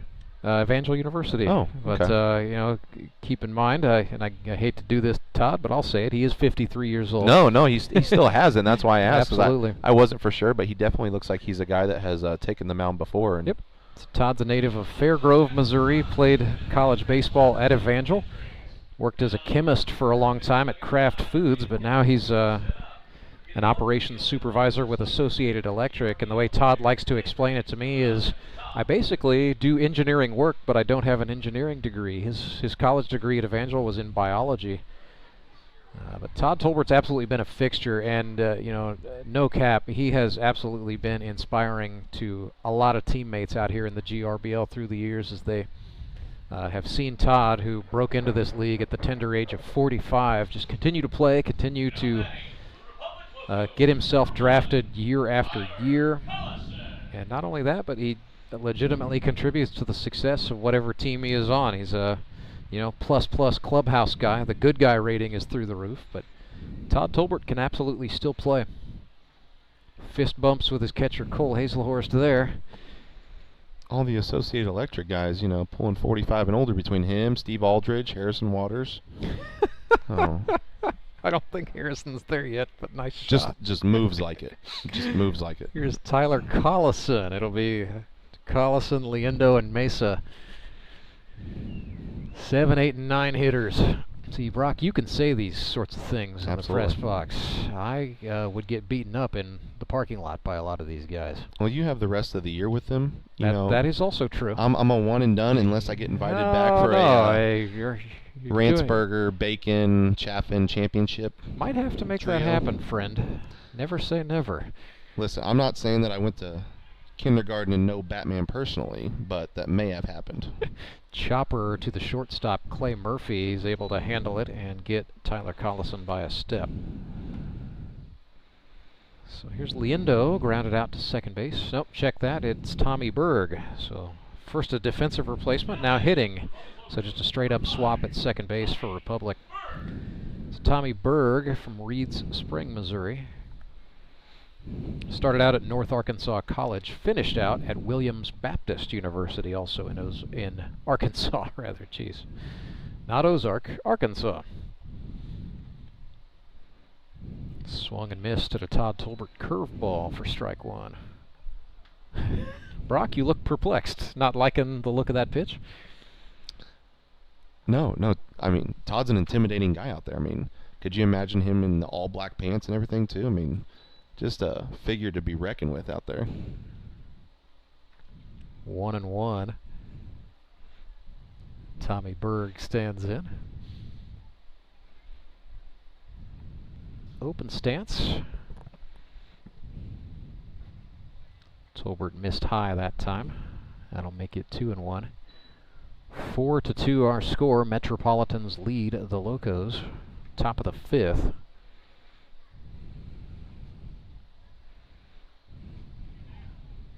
Tolbert is spamming the breaking stuff. A lot of sliders, a lot of curves. Yeah, and like I said before, Todd's biggest thing is just staying in the zone. And he's shown when he stays in the zone and gets, you know, a lot of ground balls, that's where he's his best. 2-2 for Berg. Called strike on the inner half. Down goes Berg looking. Another pinch hitter for Republic here. This is Kanan Greer hitting in Mesa's spot. So Cannon back out here. Had a couple of years off, but credit him for sticking with it. He was with the Locos in 2021 where he went 6 for 16. He's got fast hands and is a good contact hitter. Happy to be back in a uniform in the GRBL. Fouled that one into the parking lot to start the party. Listen, Cannon is my type of guy. He's rocking the Griffies out there. I also rock the Griffies, so I can at least appreciate that. He'll appreciate the shout out because we've talked about this before. Absolutely. Originally from Steelville, Missouri. Played at Crowder. Once told me he's a pretty good dancer, but I did not see him take part in any of the dance-offs today. I'm just telling you what he told me, Brock. I've not seen it myself. I think he was part of that Lunker Shuffle, if I'm not mistaken. Ah, yes. Greer sends this one up the middle and starts his season off batting 1,000 with a single out into center field. So Kanan Greer is on with the 2-out hit. And now the Locos will send... This is another pinch hitter. This is Johnny Lee Ryan, the rookie from Willard. Johnny Lee Ryan Jr. to be more precise. I was asking him, what do you like to go by? He said, yeah, whatever. At Willard, some people called me the J Train, so we got the J Train playing for the Locos. You don't get that name taken away. He is now the J Train. Very apropos. Looked at one inside. Oh, Johnny's excited. He's been making the rounds on social media, inviting his friends to come see him play. Had like a one-man countdown, basically letting us know Sunday couldn't get here soon enough. So to say he's fired up is just underselling it considerably. I think a lot of guys are fired up for this year. It's just good to be back. It's a new venue. There's just an energy, you know? Yeah, absolutely. I mean, we're lucky enough where it's not 100 degrees out tonight. Well, Johnny Lee about swung out of his cleats there, but he was over the top. It's foul. We avoided the rain, it looks like. Oh, absolutely, we did. Beautiful night with the lights on. If only Tony had got the limos for us this year, we could have rolled in those. Fun fact about that, an inquiry was made, and the powers that be here at Meador Park said absolutely not. Yeah, I'm sure NASB put a stop to that one. This is brand new and beautiful turf. 2 balls and a strike here to the J Train. The Todd father sends him one that he sends foul off the screen. You know, I know Todd's played for a lot of teams, since he started in this league, but I like the black on him. It's looking good. Black looks good. He was with the Shockers back, prior to the Town Ball era, right, yeah. and rocked the black jerseys back in those days. He was a Yogi for a minute there, so would have been your mate. He played for Moon City in 2020, back in their powder blue times. This is skyward, tailing down. That one falls. Right fielder for the Mets, unable to hang on. That is Grant Cundiff. Okay. So the J Train is on. They are scoring that a hit.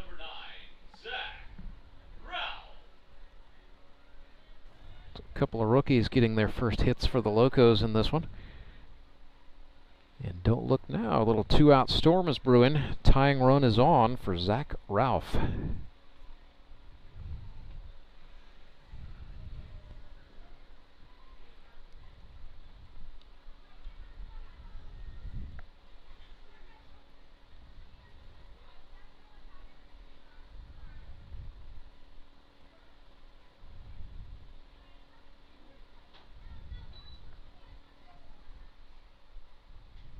A little activity going in both pins. Ben Van Gorp getting loose for the Springfield Mets. Unidentified right-hander for Republic out there.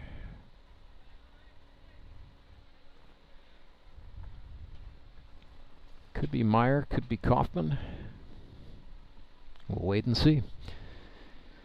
On to more pressing matters. The 0-1 to Zach Ralph is low and away. There's a back pick throw. That's going to trickle into right field. And the Locos move up. Greer goes to third. Johnny Lee Ryan is now at second base, so the tying run is in scoring position. I think Golden just got a little overzealous there and Maybe trying to do a little too much right now this early in the season. Yeah, not a bad idea, but if Zach Young's not ready for it. First base now unoccupied, and it is 1-1 for Zach Ralph. Todd Tolbert from the belt. Another curveball, and that fooled Ralph. Unable to wait back for it to cross the plate.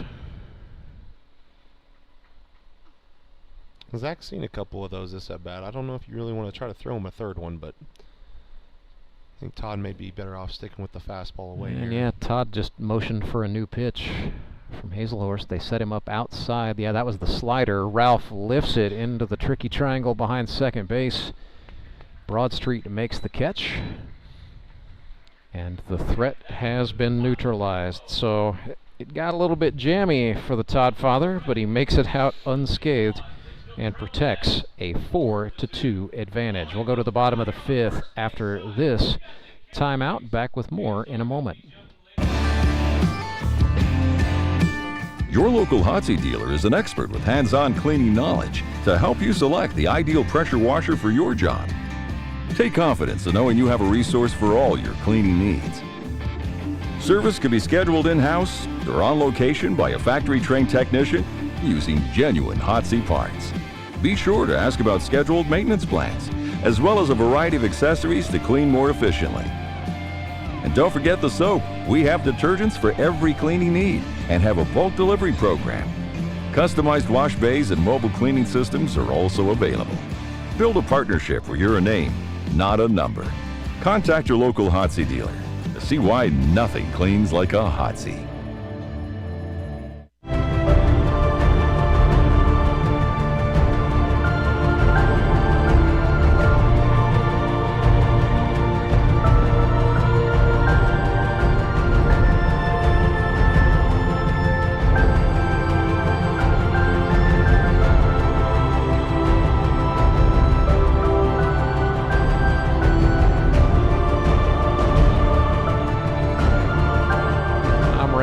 My partner for this one is Brock Chaffin. A little bit of a delay. Was the kids' race, then the kids' scramble. Skylar Carter goes and retrieves one of his. Still got a kid down on the field. Yes, indeed. Every game in inning number 5, the GRBL kids' race. Yes, if you've got a fast child, they can compete for some great GRBL prizes.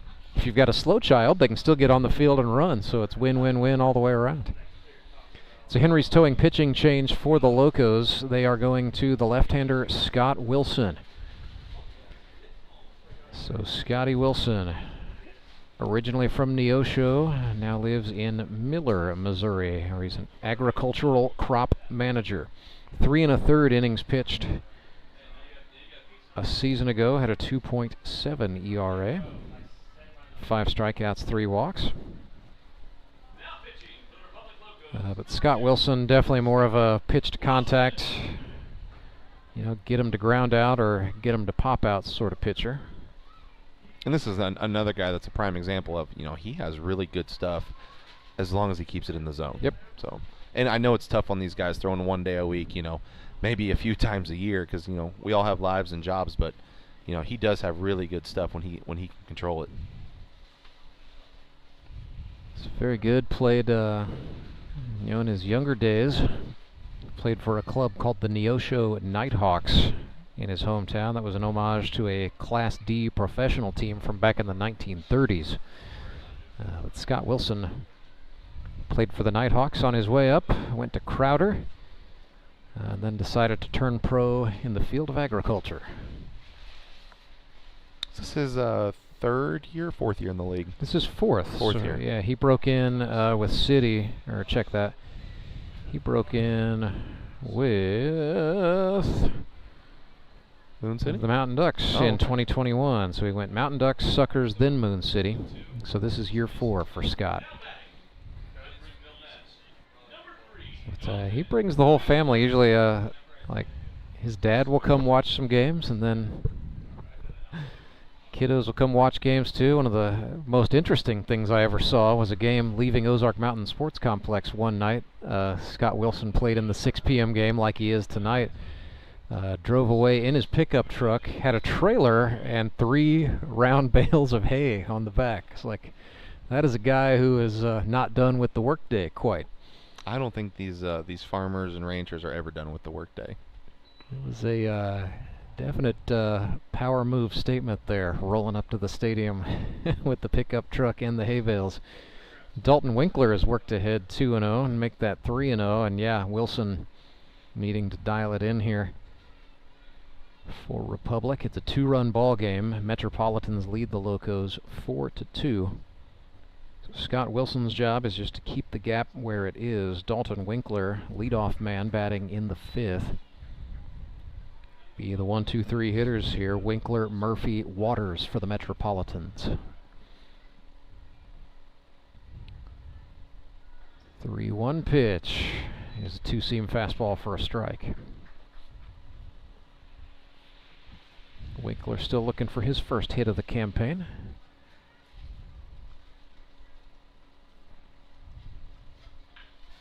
Could he get it here? 2-hop to the third baseman. Kaufman's throw is offline, and then Meyer applied the tag. It was certainly not artful, but it got the out.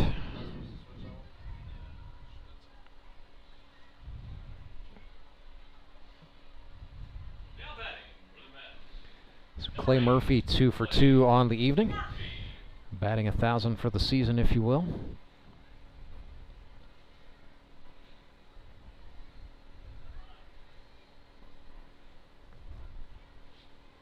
He's at 35 hits for the career now. So there you go, Brock. Talking about milestones. Clay should, if everything holds up, at least reach 40 by the time this one is done. Could contend for 50 if he feels like setting a league record.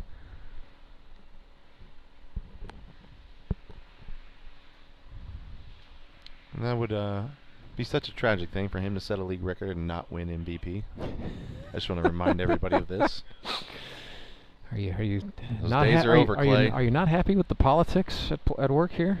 Oh no, it's totally fine. I just you know, I look back at Spitz's season a few years ago, one of the best season we've seen, and it's just a shame that he couldn't win MVP because he was a manager.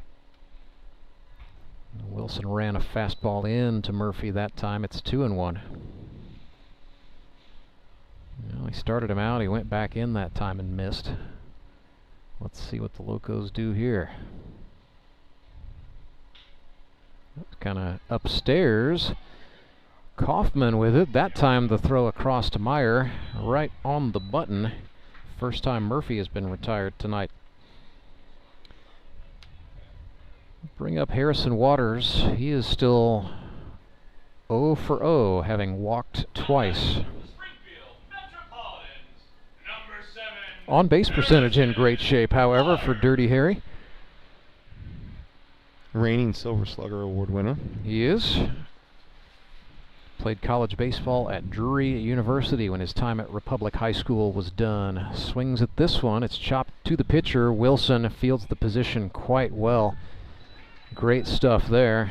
And a 1-2-3 inning for Scott Wilson and the Locos. So they stay within arm's distance here. 4-2 is the score. Metropolitans out in front. Do you ever wake up and feel like you're already out of energy? I haven't felt that way since I started doing yoga. You do yoga? Every morning. Best change I've ever made. Try our community classes for only $8. Sumit's hot yoga. You are going to feel awesome. Support local, give local. We hear it all the time, and when it comes to blood donation, there's an easy way to make sure your gift is being used in your community. Donors with Community Blood Center of the Ozarks provide every drop of blood, platelets, and convalescent plasma to patients in over 40 area hospitals. How do I know why that's important? Because my youngest daughter, Joselina, is alive today thanks to local blood donors. Find out how you can help at cbco.org. Local donors, local patients. That's the Community Blood Center of the Ozarks difference.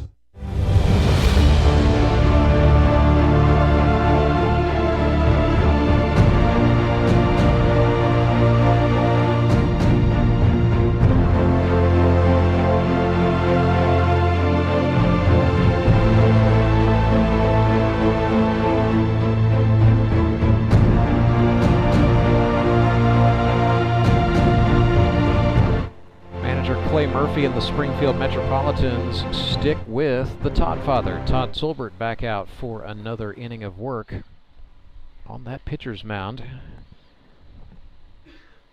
Defensively, I'm looking. Everything looks... Calvin Dreyer. Calvin Dreyer in at second base. Yeah. All right. Harrison has moved over to short. And they brought in Dave Allen in right field. Trying to look out in left. That's still Dalton Winkler. Still Waters in center field. So left to right across the outfield, it's Winkler, Waters, and Allen. Left to right on the infield, it's Blem, Murphy, Dreyer, and Zach Young. Still Hazelhorst behind the dish. Still Todd Tolbert on the mound. So Dave Allen, the rookie out of Everton, Missouri, works for Kraft Heinz, making his first appearance in an official game. So Mets have used everybody available but for Benjamin Van Gorp, and I suspect he's going to get some action before this one is over.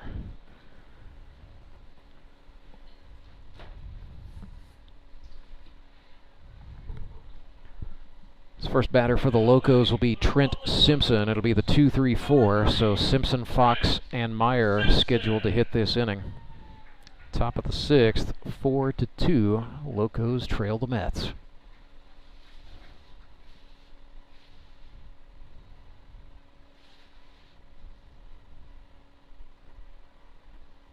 Tolbert starts Simpson off with a breaking ball that was more of an up and down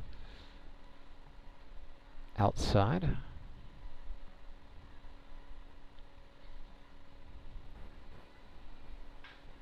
Simpson hits this one sharply through. That is into right field for a base hit. Simpson's first of the campaign. Comes at a nice time for the Locos. 30-year-old loan officer from Patio comes through. Jared Fox also 0 for 2 on the night. Represents the tying run for the Railmen.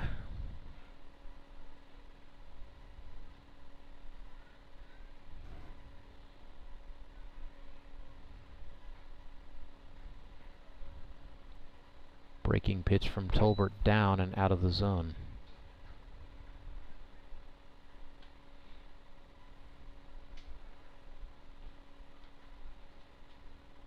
Tolbert wants another pitch. Not afraid to ask Cole Hazelhorst for something else. And then a check throw. It's going to get away from Zach Young. He got tied up with Trent Simpson for a moment. That's going to allow Trent to go for third. Allen comes up with it. But no chance for a play over there. Trent Simpson capitalizing hugely on a miscue by the Mets.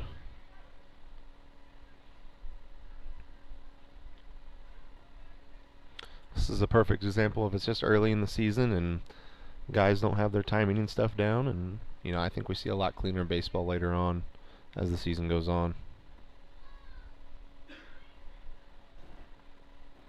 Breaking ball. Fox turned on it. This is in the air left field. Winkler back. He will not get there. It's going to be extra bases for Jared Fox. Simpson scores, and the Locos have cut it to 1. It is 4-3 on an RBI double off the bat of Jared Fox.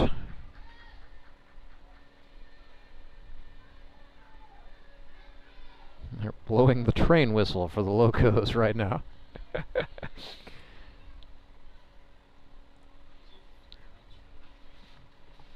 4-3 is the score. And Locos will run for the catcher, Fox.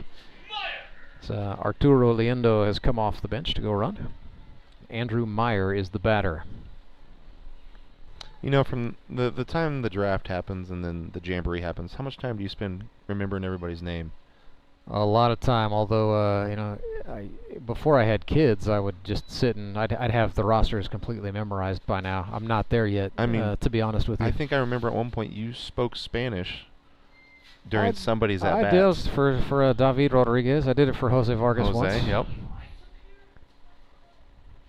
Andrew Meyer out of Missouri Western State. Yeah, the Spanish has not been practiced either, so I'm not gonna. You can't do that week one right out of the chute. You gotta save the surprises back for later in the year. Gotta get your Duolingo back opened and get that rolling again. I gotta read the baseball glossary, to be honest with you. That's a whole different. I took 13 hours of college Spanish, but that was mostly to learn how to order at restaurants or just be nice to people.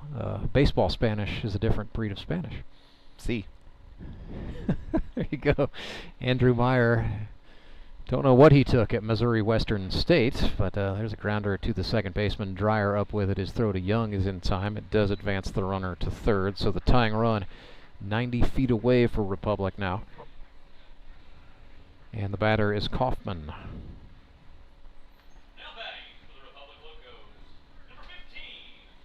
Caleb Kaufman is 0 for 1 on the day with a strikeout and a walk.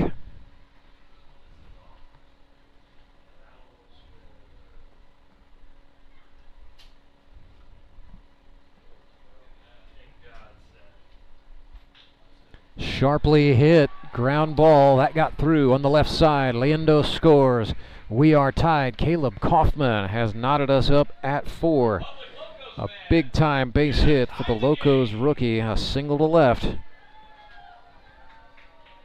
4-4, and the inning continues with 1 out. A couple really good pieces of hitting there, and taking advantage of a miscue, and put the Locos right back in this thing.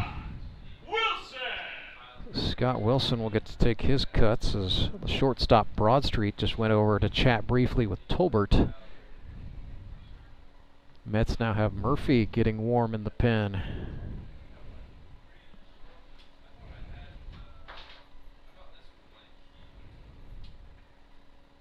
Tolbert from the belt. That's a breaking ball. Just caught an outside corner against the lefty Scott Wilson. Down and away. So 4-4, 9 hits between the two teams. 5 for the Locos, 4 for the Mets. Wilson punches one all the way up to the ozone layer. Harrison Waters, the center fielder, calling for it. Calls off his teammate Dave Allen and makes the grab. So 2 away now. Batter should be Collison for the Locos, yes. Collison is 0 for 2. He has popped out and grounded out to the shortstop both times.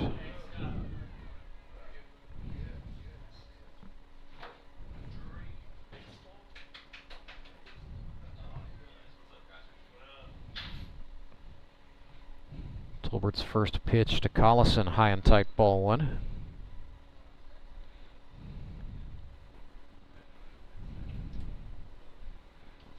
Tyler is a rookie, had 5 hits with Moon City. A couple of those were doubles, and he batted in 3 runs. There's a throw down to second base, but it will not get Caleb Kaufman. So now the go-ahead run into scoring position for Republic with 2 gone, and Collison at the plate here in the bottom of the 6th, or top of the 6th rather, excuse me. Collison turns on this one. That is through to the left side. Locos are sending it. Throw coming in is good, but it hopped. Kaufman scores. Collison heading for third. Hazelhorst throws to third base. That will not get him. And Tyler Collison just delivered a go-ahead run for Republic. Looks like Hazelhorst's arm's bothering him. That's maybe why he came out of the game a little earlier from the mound, and he's really squeezing that hand like something's irritating him. So at this point, if you're the Metropolitans, are you leaving Tolbert in there? No, you are not. It's going to be a Henry's towing pitching change for the Springfield Mets, and their manager Clay Murphy is going to call his own number. So Murphy, the 3-time MVP, is headed to the mound. We're going to get another defensive substitution to go with it, it would look like. So we will see what they do. Let's tell you about Clay Murphy out of Wolf Lake, Illinois. where he went to Shawnee High School. That was Illinois' equivalent of Class 1. Ended up at Missouri State University, pitched for the Bears. Career disrupted severely by a torn ulnar collateral ligament. The UCL underwent Tommy John surgery, then came back and finished out his college career in 2014. Actually had two key injuries throughout his playing day with the Bears.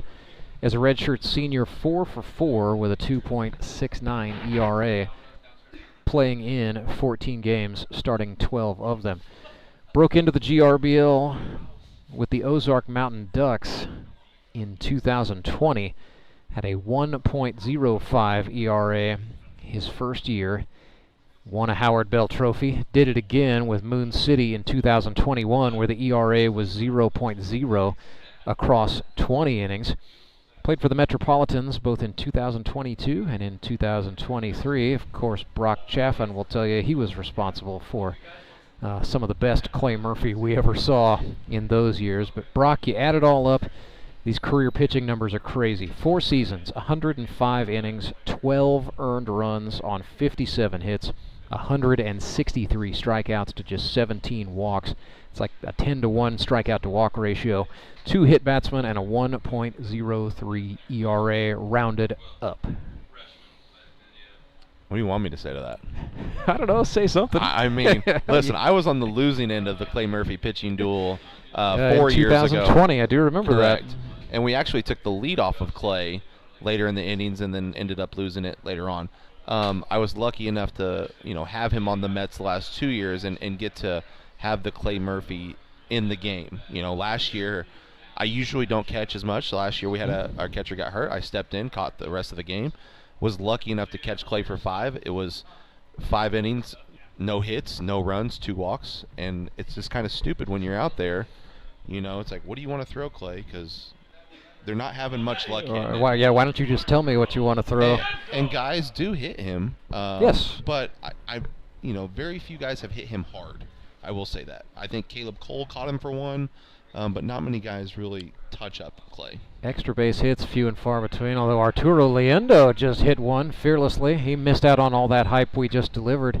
Sent one the opposite way into left field that scores Collison. And so that is a big one right there for the Locos. An insurance run makes it 6-4.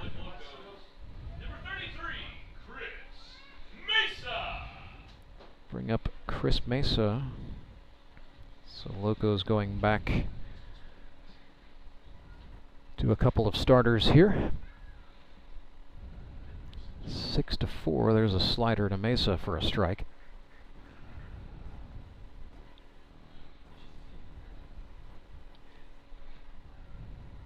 Chris had limited plate appearances for Republic in 23. He was 2 for 12. Did have 3 RBIs, and one of those hits was a double. I think he's going to try to take a few more at-bats this time. I think the knee's feeling a little better this year. That's definitely a big part of it. And, you mentioned, I think, the fitness level's a little bit higher, but I think also just, the want to prove to himself that he can still do it is part of it too, as there's a 1-3 ground out to Murphy. So that run will not be charged to Clay Murphy. It will instead be charged to his predecessor, Todd Tolbert. So a little bit of a scoring nuance there, but a big inning for Republic nonetheless. 4 runs go up on the board in the 6th inning, and the Locos now lead this thing 6-4. Back right after this. Acme Towing Company. That's too far away. Let Henry's do it. Nah, we're ready to close. Let Henry's do it. Henry's is ready to take your call right now. From compacts to semis, Henry is here to help 24/7. Save yourself the hassle and make us your first call. Henry's gets there fast, offering multiple locations to serve the Ozarks. When you're stuck on the side of the road, make the right call. Let Henry do it. Support local, give local. We hear it all the time, and when it comes to blood donation, there's an easy way to make sure your gift is being used in your community. Donors with Community Blood Center of the Ozarks provide every drop of blood, platelets, and convalescent plasma to patients in over 40 area hospitals. How do I know why that's important? Because my youngest daughter, Jocelina, is alive today thanks to local blood donors. Find out how you can help at cbco.org. Local donors, local patients. That's the Community Blood Center of the Ozarks difference.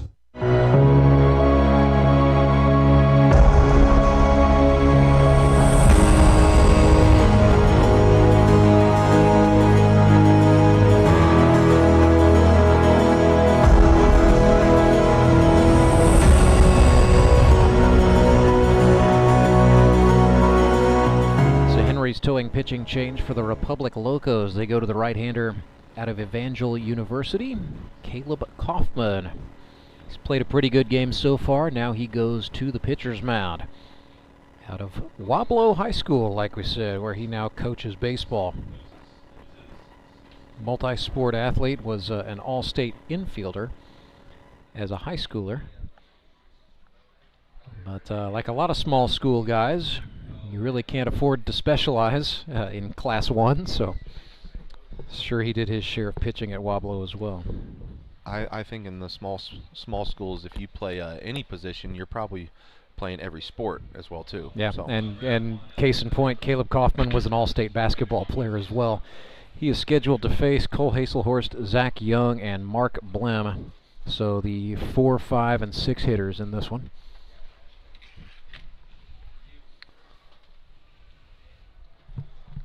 Trying to look around the infield here. Trying to figure out what Republic has done to... I see, so Johnny Lee Ryan has gone to third. And it is still Andrew Meyer manning first base, with Collison at short and Leando at second base. So here's Cole Hazelhorst standing in 0 for 2 today after pitching 3 perfect innings to start this game for the Springfield Mets. 6-4 is the score as the Locos swung the pendulum the other way with a big 4-run 6th inning. But we are not done yet, Brock Chaffin. Still a lot of baseball to play, and a 2-run lead is absolutely not safe in the GRBL. I think we've seen a lot of 2, 3, 4-run leads disappear very fast. Well, we saw an 8-run lead evaporate in our noon game today. I wasn't here for it, between but I the heard Ducks about and the it. Mavericks. Ozark just barely hung on and got the win. It's 1-1 after a foul ball by Hazelhorst. Watches that one dip below the zone to make it 2-1. Just kind of feel the tension in this one as the Locos clawed their way back. Energy definitely picked up throughout Meador Park. I will say it definitely, I like the intimacy more here. Yeah, fans sit a lot closer. A lot closer. You know, it seems like there's actually more fans here. Everybody's so spread out. Grounder to the shortstop, but the throw across in time. Nice play there on the infield from the Locos.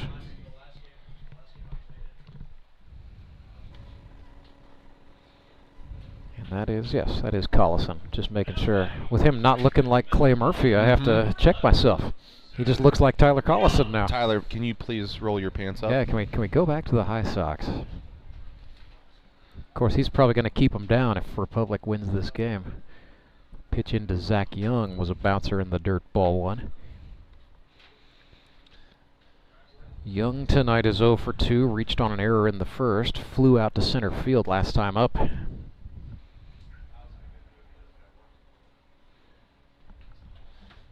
That has been a while. This game now 2 hours, 2 minutes old.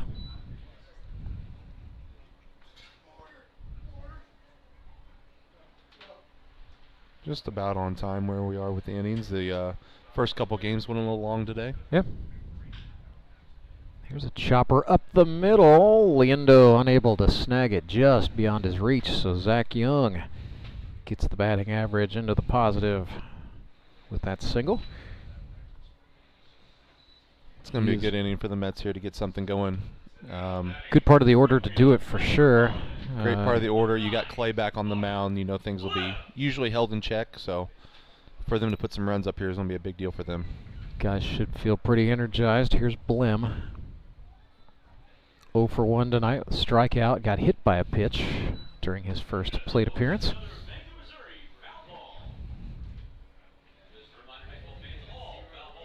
Caleb Kaufman trying to protect the lead.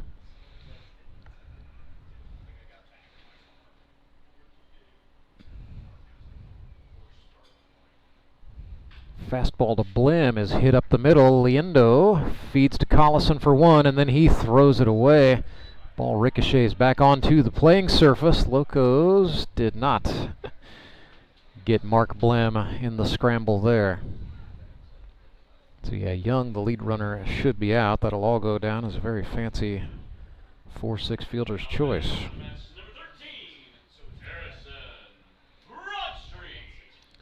The dugouts with only the ends open down here seems a little more forgiving than U.S. out there. That was the Locos definitely got a very forgiving bounce. At other parks, Mark Blim would, the ball could have gone in the stands, I think, at Ozark Mountain Sports Complex with the... Well, just with the in-ground dugouts, things sit lower, but we're not playing there. We are not. Not until September, my friend. Next pitch to Broad Street is a fastball. Fox down to make a nice block.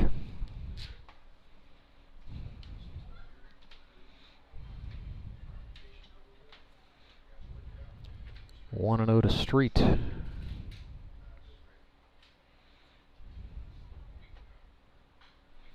Another fastball, swinging a foul ball off the screen. That evens us up.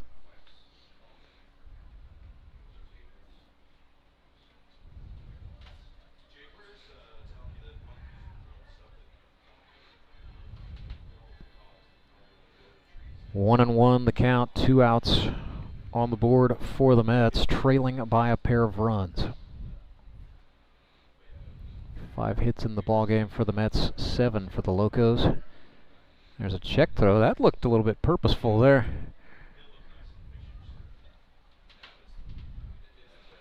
Yeah, most of those 7 hits come in later in the game. I know they were kind of no hit through 4 or 5 innings there, so really taking advantage too of some miscues. Fastball for a called strike, and it is now 1-2 to Broad Street.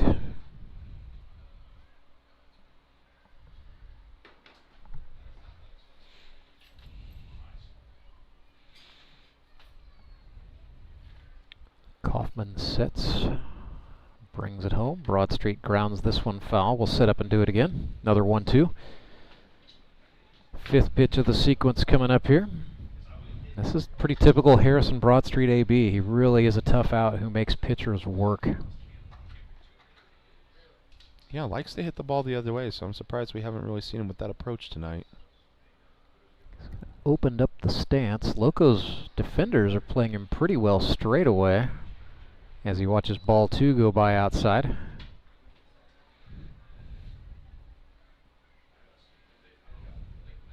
So 2-2 for Harrison Broad Street.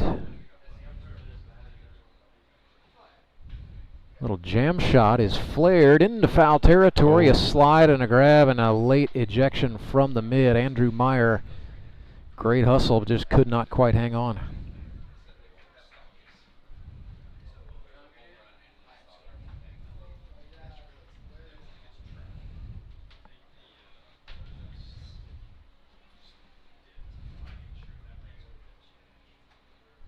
Another 2-2 pitch coming up here.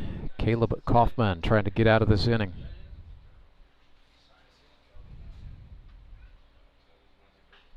Broad Street puts this one in the air to right, down the line. Liendo into foul territory, and he makes the grab. What a job by Pedro Liendo to make the catch and get the out. So we stay 6-4. Republic Locos lead the Springfield Metropolitans. We are headed to the stretch inning. It's right after this. I'm Nicole Cartmel with the Bank of Missouri. If you're in the market for a new home, you're probably spending a lot of time looking at real estate listings. But there's one main thing you need to do to narrow down your search. Get pre-qualified for a home loan. Mortgage loan officer Shannon Meisner is here. How does this help you to live well, bank well? Getting pre-qualified for a mortgage loan is definitely your first step. Pre-qualification allows you to determine early on how much money you can borrow to purchase a home in connection with your monthly budget. This way you know what homes to be watching the market for. We have lots of different loan options to fit everyone's unique needs. This way we can help you accomplish your homeownership dreams and goals. And the best part about pre-qualification is there's no cost. It's quick, easy, and it makes you a smart buyer. Thanks, Shannon. And of course, our mortgage loan officers like you are here to help you every step of the way. At the Bank of Missouri, we help you live well, bank well. The Bank of Missouri is an equal housing lender.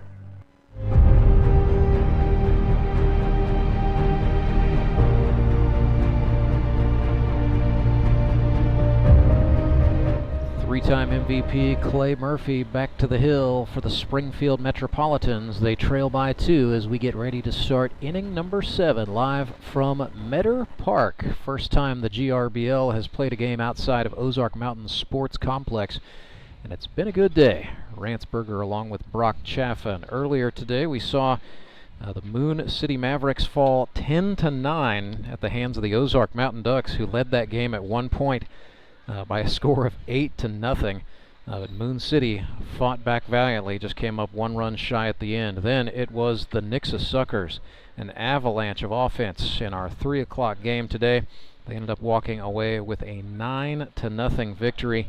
Great debut for Jordan Fitzpatrick, who was 3 for 4 with 4 batted in and 5 shutout innings from Logan Wiley.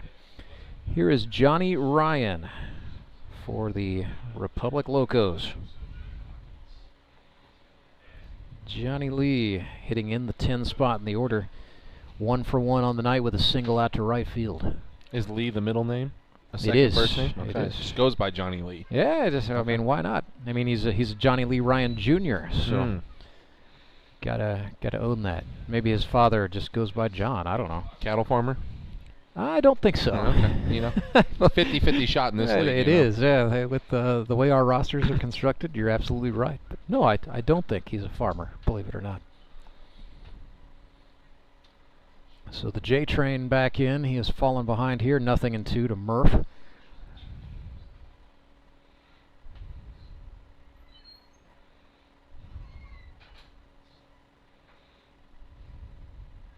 Clay went with a fastball that time, but he bounced it.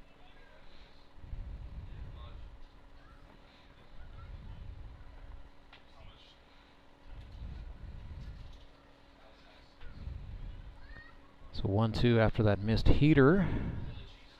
That one looked, well, okay, never mind. Ball 2. Hey, the umpires are getting their work in, we're getting our work in. Oh, yeah, that's the thing I always have to remind myself, is I am a fair distance away, and the umpire is most certainly not, so he's right on top of things. That foul ball keeps it alive for the J train. It's now 2-2. He's doing a nice job hanging in against Murphy. Fastball caught the outer half that time. Clay just was going to keep spamming it until he got it. I know you were talking earlier about Clay having 160-something strikeouts. Who's in front of him in that list?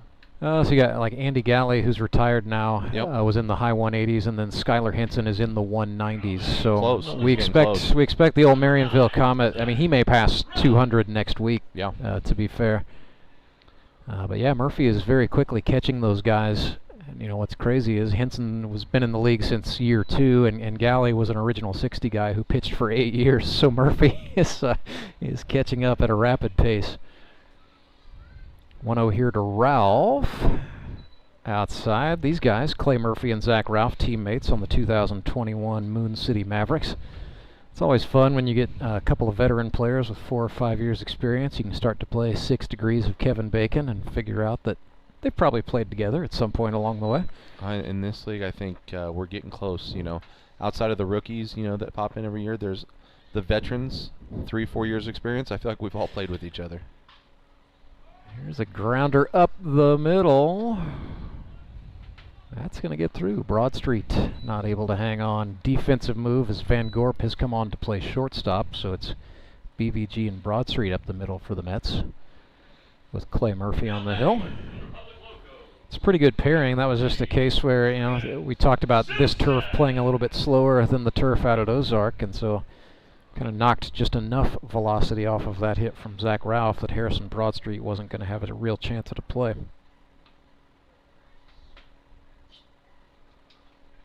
Seen a lot of infield singles today. Probably get a steady diet of those for the August portion of the season. Yeah, I think so as well. Makes it exciting. You know, teams are going to have to run. Teams are going to have to field. You know, we had several dominant pitchers. I mentioned Andy Galley, but you know there were a couple of others. Chris Matlock comes to mind as you know, dominant strikeout pitchers who have either stepped away from the league or have, you know, all out retired. So I think we stand to see more balls in play in the GRBL this season. We've definitely seen hits and scoring go up today. As there's a rundown for Ralph, and Ben Van Gorp applies the tag to get the out. Yeah, and you still had guys like Engler, who was, you know, a 3-service year guy, and you know, I know he was getting well up there in strikeouts too. So there's no telling, you know, if these guys stick around for 5-6 years, what they can actually put up numbers-wise. As long as they can keep going, it's going to be fun. You know, I think you know, we like competition, and certainly Henson and Galley had that going for several years before, you know, Galley ended up retiring. They were within 5 of each other at the time that he said enough's enough. So Henson on pace to be the first to get 200, barring, of course, anything catastrophic. Batter here is Simpson. Bases are empty now with 2 outs. Trent took a big cut. We're getting to the point in the at-bats where guys are really starting to guess on pitches, and if you guess right, you're on time, but it seems like Clay's doing a good job of keeping these guys off balance.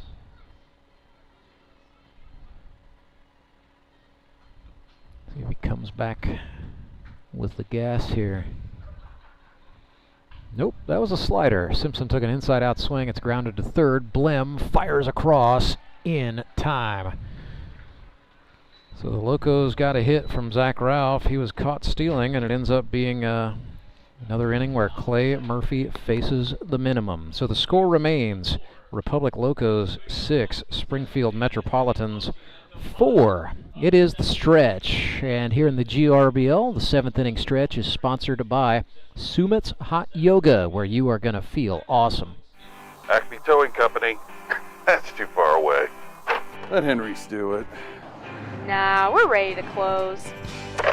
Let Henry's do it. Henry's is ready to take your call right now. From compacts to semis, Henry is here to help 24/7. Save yourself the hassle and make us your first call. Henry's gets there fast, offering multiple locations to serve the Ozarks. When you're stuck on the side of the road, make the right call. Let Henry do it. I need a change. My workouts are too boring. Oh, I've got an amazing workout for you. Hot yoga. I've lost weight and I'm more flexible. Try our community classes for only $8. Sumit's Hot Yoga. You are going to feel awesome.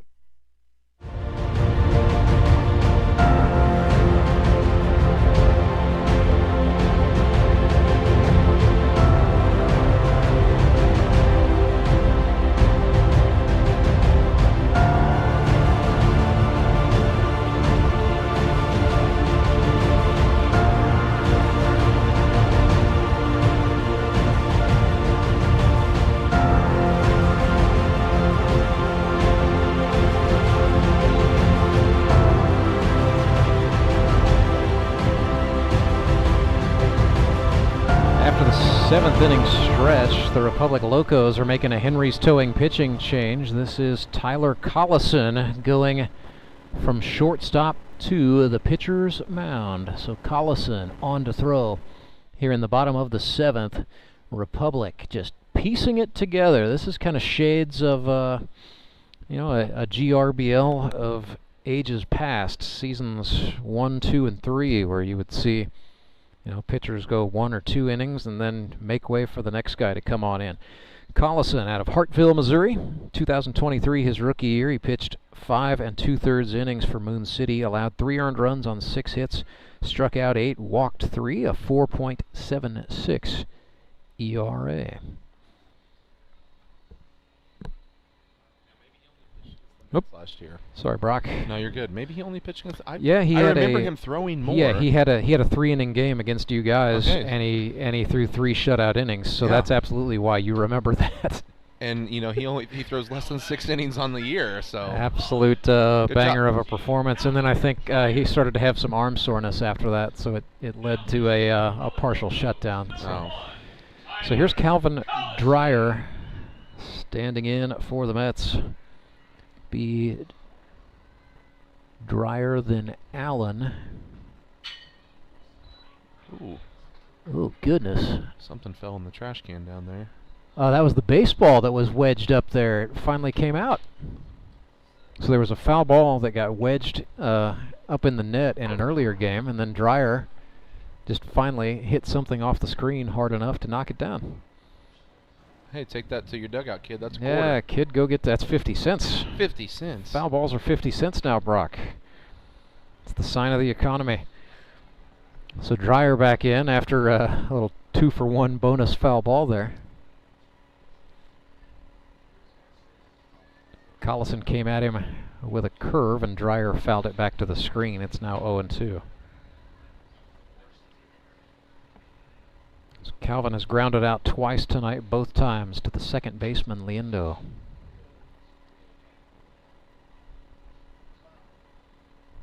Open stance, stands tall in the box. Slapped that one back foul. Great story. So Calvin Dreyer works for Springfield City Utilities, does water line work. I happened to be out of the office for an appointment and then was driving back. I was on Fort Street, come up to a lane closure, and the guy standing there holding the stop sign, none other than Calvin Dreyer. So it was one lane closed, one open, so I drove through.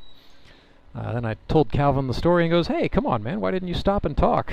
And I said, "It seemed like just kind of a jerk move, when you've only got one lane open." He said, "Oh, no, don't worry about that." Well, the guy's literally in charge of traffic. He can dictate who That's goes true. and who doesn't go. Who am I to question the power of the guy with the sign, right? 1 and 2 here for Calvin. Yeah, it was funny. Just going down the road, all of a sudden, bang, there's Calvin Dreyer. It's just another one of those moments where GRBL guys just kind of pop up out of nowhere. The longer you hang around, the more that happens to you. Dreyer chops this one into play. Collison off the mound. He's going to throw from his knees, and he one-hopped the throw. Meza unable to hang on, so Dreyer is safe. Big break for the Locos there, or for the Mets there, rather. And Collison's slow to get up. Oh, goodness. So that's going to bring the infield in to make sure he's all right.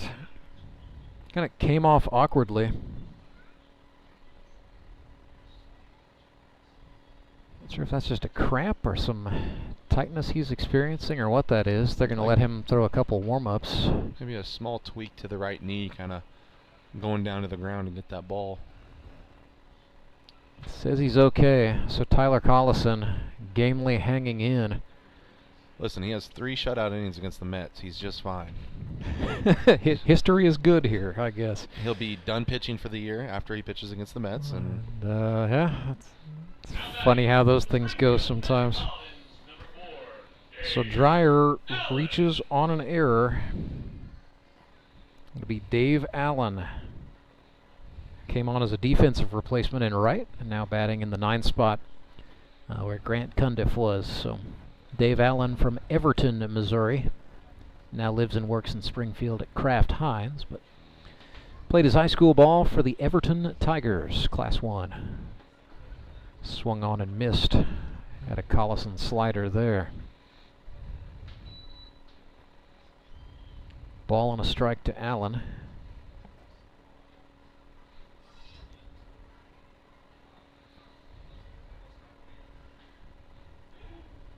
Collison missed that one low, says the man in charge.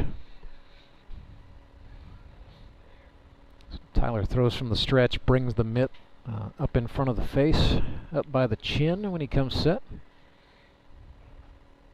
Just blew that one by Allen, nothing fancy there. Just swing and a miss at a fastball.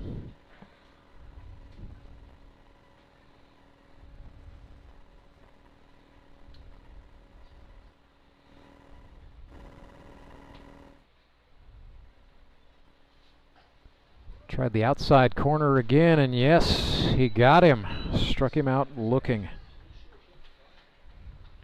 So one away. This is Ben Van Gorp. He's the third Met to hit in the 10 spot tonight, but good time here to make the call to BVG representing the tying run. Born in the Netherlands, finished out at Nixa High School, then played college ball at Evangel. 34 hits lifetime. A pest on the base paths. Original 60 guy? Second year guy? No, he's an original. Original. Had to think about that for a second. Yes. I mean, we're 9 years into it. That's a lot of baseball to try to remember. You are 7 years into it, right? This is my 7th. Yeah, I came Correct. in year 3. So. Yeah, I'll tell you what, man. That season 3 rookie class, pretty special group. You know, it's cool that a lot of those guys are still around too. Throw down to second will not get Pedro Liendo. Was some nice heads-up base running there on the part of Calvin Dreyer to take the base.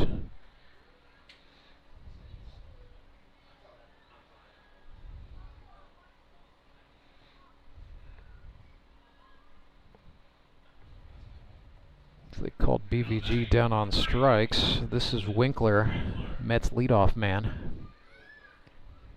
6-4 ball game with a run in scoring position.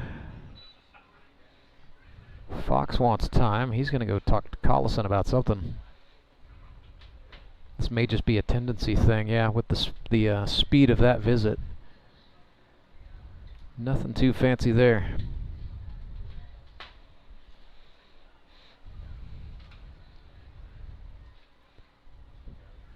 So fielders. So, man, if you look at where the second baseman Liendo is, he's back in the hole and to the shading toward first base. It's like they're expecting Winkler to go the other way.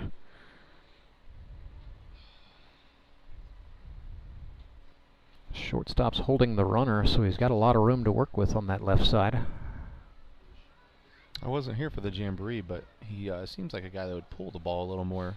Yeah, and he did. And Dalton hit in the jamboree. He had a good. He ended up being the guy who got sent up to do the post-game interview, as a matter of fact. So, had a good jamboree. Just having a rough night tonight. He's put it in play twice. He has grounded out to third base twice.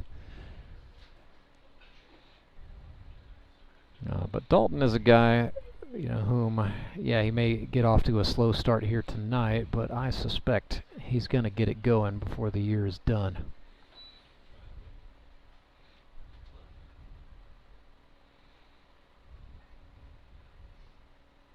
Ahead here, 3-1, so nice job from Winkler to be patient at the plate against Collison. Looks back at the runner, now comes set. Winkler reaches out and spoils that at the last split second.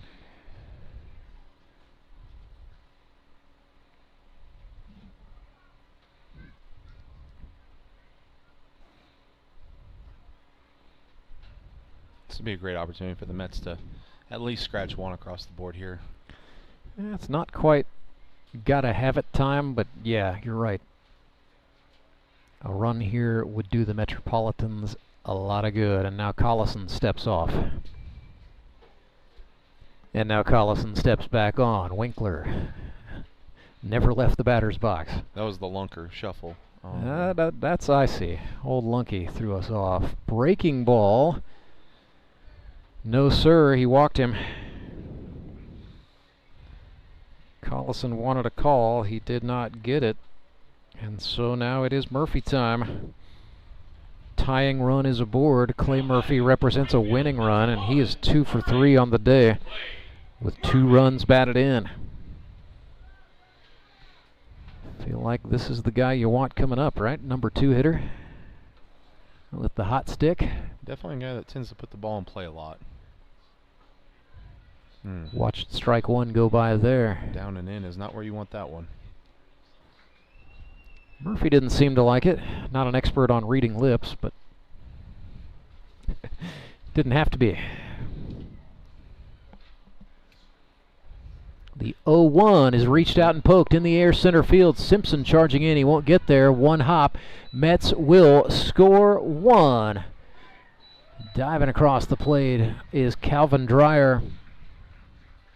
Well, Simpson made that interesting, but no real opportunity for Fox to tag, and so he just held on, keeping the runner Winkler at bay at second base there. But that is Clay Murphy's 3rd RBI on the night. Just a reminder, too, he cannot win MVP. Just want to, again, throw that out there. Well, hey, there's a guy for the Suckers I'll earlier today. Brock was 3 for 4, but he had 4 RBIs. So Clay Murphy with only 3. He's Did he throw 3 shutout innings too? He did not. Okay. Jordan Fitzpatrick. Fitz had a good game. In the hunt, yeah. Somebody in the first game for the Ducks had a good 3 for 4 game, I believe, too. He did, yeah. That was wait, don't tell me. Boy. Yeah, Thomas Brand. Thomas Brand, yeah.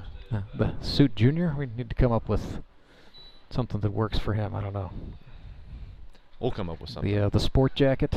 I'll be calling in on my weekly phone calls when you guys, need a guest appearance or something. So we can for sure do that. Here's Harrison Waters ahead, 2-0. Tying run for the Metropolitans is at second base. That's Winkler. The go-ahead is Murphy at first. Still 2 out. 2-out rallies have definitely been part of the story of the day. I know you typically hear 3-0 you're probably taking, but it's a good opportunity for Harrison to hit a fastball with a runner in scoring position. Yeah, light was green. He went upstairs and chased one. Good cut there from Harrison. Just knowing that situation.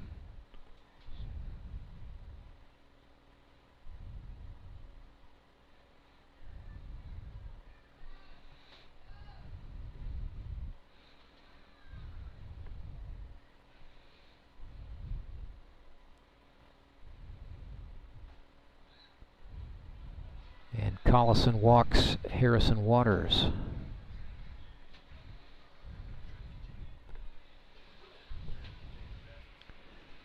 Sorry about the technical difficulties with the camera there, folks, but the bases are chucked. That's what you need to know. Metropolitans threatening in a big way. Cole Hazelhorst is the batter. And he could blast this thing wide open. Jared Fox is going to go out to have a chat with Collison. Chris Meza, the manager, staying put. This is another guy, too, who in years past has come up in big hit situations. Championship game, a couple RBIs, I think a couple years in big games. Yeah, Hazelhorst had, his rookie year, I would say, with the bat was probably his best. He was 10 for 26 that year with 9 batted in. However, his 2023 was really good, too. 8 for 28 with 9 runs batted in. First year had a home run as well. Did indeed. So bases loaded, 2 outs. Hazelhorst lifts this one in the air. That ball didn't hit anybody, thank goodness. But it did stay in the stadium. Bottom of the 7th, so still some baseball left to play. Although the time limit could perhaps play a factor. We're not there yet, but we're going to flirt with it in the 8th.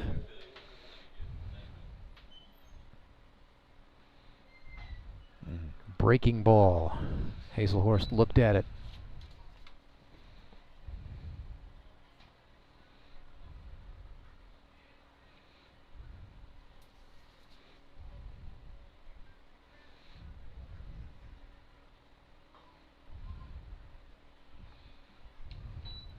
One and 2.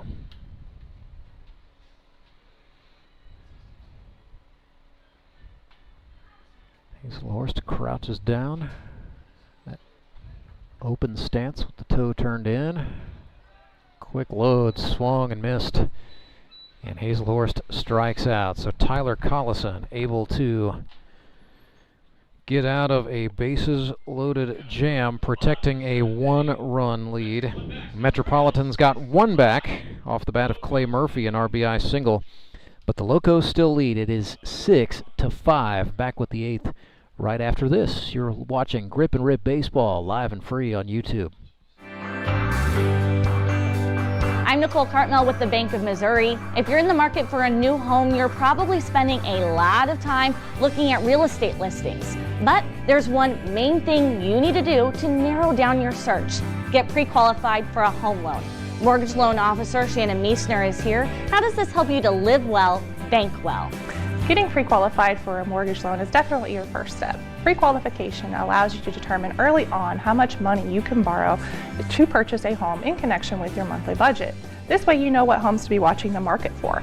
We have lots of different loan options to fit everyone's unique needs. This way we can help you accomplish your homeownership dreams and goals. The best part about pre-qualification is there's no cost. It's quick, easy, and it makes you a smart buyer.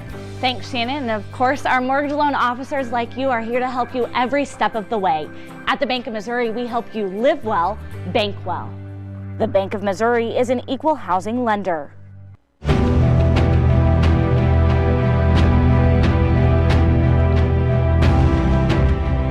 So it is the 8th inning. Springfield Metropolitans trail the Republic Locos 6-5. And as we thought, this game, for whatever reason, has had some drag to it. So it is approaching the 2-hour 45-minute mark, and that is when a time limit rule in Grip and Rip Baseball begins to come into play. So first pitch was at 6:32. That means the time limit will happen at 9:17 p.m. here in the Central Time Zone, and so that would lead me to believe that this 8th inning will actually be the last inning. So Metropolitans with Clay Murphy will try to set the Locos down, and then the Mets will have one more shot in the bottom of the 8th, and that's going to do it. So one inning to go here from Meador Park.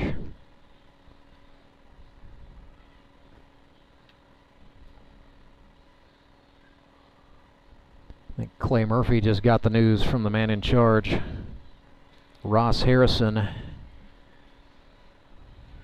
that the time limit rule is going to come into effect. He's probably not too happy about it.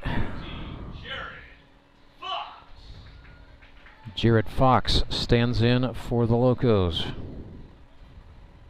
Fox tonight 1 for 4. An RBI double in the 6th. Fox is a guy, too, that will stand a little further off the plate normally, and then when Clay's pitching, he tends to crowd the plate, hoping to catch a ball in that padded elbow guard. So, hoping the slider doesn't slide. Yep. Well, he's down in the hole here, 0-2. Takes a little slow Watusi with 2 strikes. Now gets back in the box. Murphy comes at him with a fastball. This is up the middle. Van Gorp, the shortstop, throws across in time. 1 away.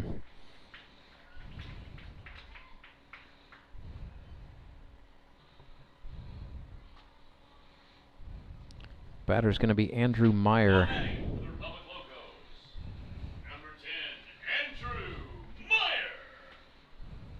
So Meyer, 0 for 3 tonight, reached on an error in the 4th. Has a habit of hitting it towards second base.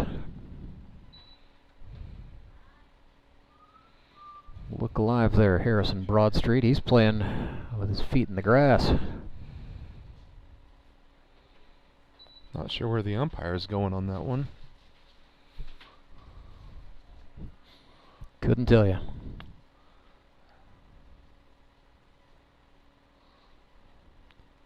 2-0 pitch, swung on. This is at the shortstop. Van Gorp on the 3rd hop, fires, yes. BVG putting in the work defensively here in the 8th. Making it happen. Caleb Kaufman is up next. And Kaufman 1 for 2. And a big RBI single out to left field in that 6th inning for Republic.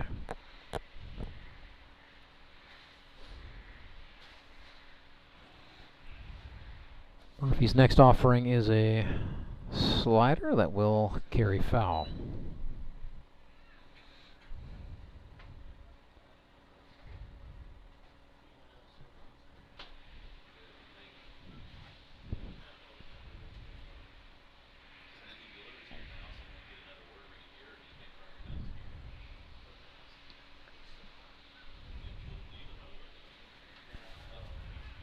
Murphy threw a slider that time, caught the down part of the zone, called strike 2.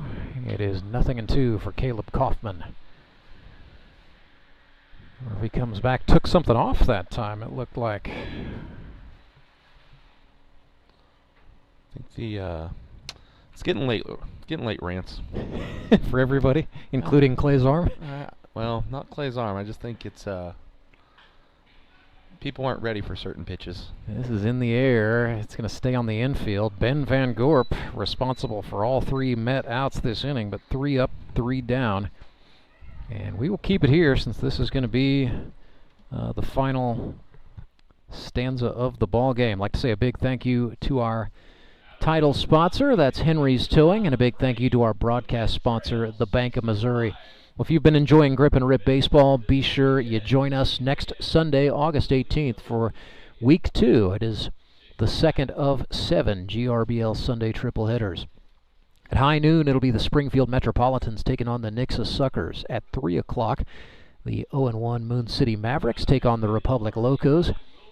And then at 6 o'clock, the Ozark Mountain Ducks will take on the Branson Showmen on baseball night in the Ozarks. Showmen will be the home team for that affair. Mountain Ducks 1-0, Showmen 0-1 following a tough loss to the Suckers earlier today. And if you missed the action earlier today, it was pretty good. It was a 10-9 final score. Ozark Mountain Ducks defeated Moon City on the back of a 3-for-5 performance by Thomas Brand, and a couple of hits from Tyler Jones, the 50th and 51st of his GRBL career. And in the 3 o'clock game, it was all about the Nixa Suckers. 9-0. They shut out a highly touted Branson Showman team, getting a big win on a big day from Jordan Fitzpatrick, the rookie. Ended up going 3 for 4 with 4 runs batted in, including an RBI double in a big first that saw just great stuff from the Suckers all day long, and 5 shutout innings by Logan Wiley. So here tonight, Republic Locos and Tyler Collison trying to get out of this thing in what is the 8th and final inning, because the game is nearing its time limit. We are 5 minutes away from that 2:45 mark. In the event that the Mets scratch 1 run across and tie the score at 6, we would go to extras to solve it to find a winner. But this will be the last regulation inning anyway. 0-1, Tyler Collison to Zach Young following a foul ball to the screen. Collison comes down the hill, missed high and tight. If there is a tie, will the 9th inning be considered an extra inning? Never had that happen before, so I would think so, but that's going to be above my pay grade. I'm not sure if you would start a runner on second base or not. 1-2 pitch from Collison to Young is back up the middle. Collison hopped out of the way to save his foot, and Zach Young is aboard. 2 hits for Zach on the day? He's having a nice day. Yeah, that's back-to-back hits for Zach. He's now 2 for 4. Batter is going to be Mark Blim. Reached on a fielder's choice last time. He struck out in the 3rd, got hit by a pitch in the 1st. Second year with the Springfield Metropolitans. Had 8 hits in 2023, 30 in his career.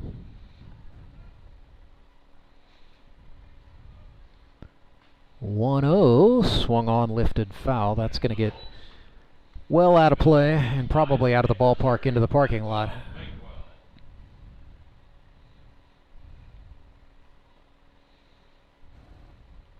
Collison trying to get through this for the Locos. It's GRBL North Division game. Breaking ball, that's high out of the zone.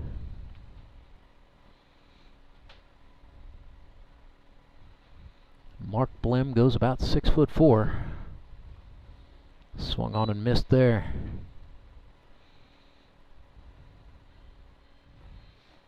So it'll be 2-2.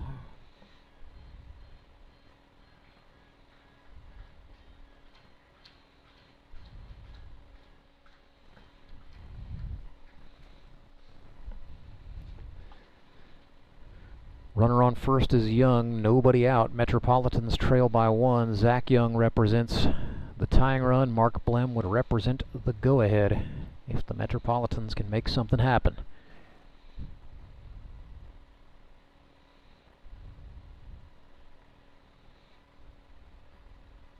Breaking ball. Oh, and that hit Blem on the helmet. And Tyler Collison, very apologetic. Blem walked away smiling. Remember what happened last time a Met got hit in the head? I do. Won a championship. I remember that.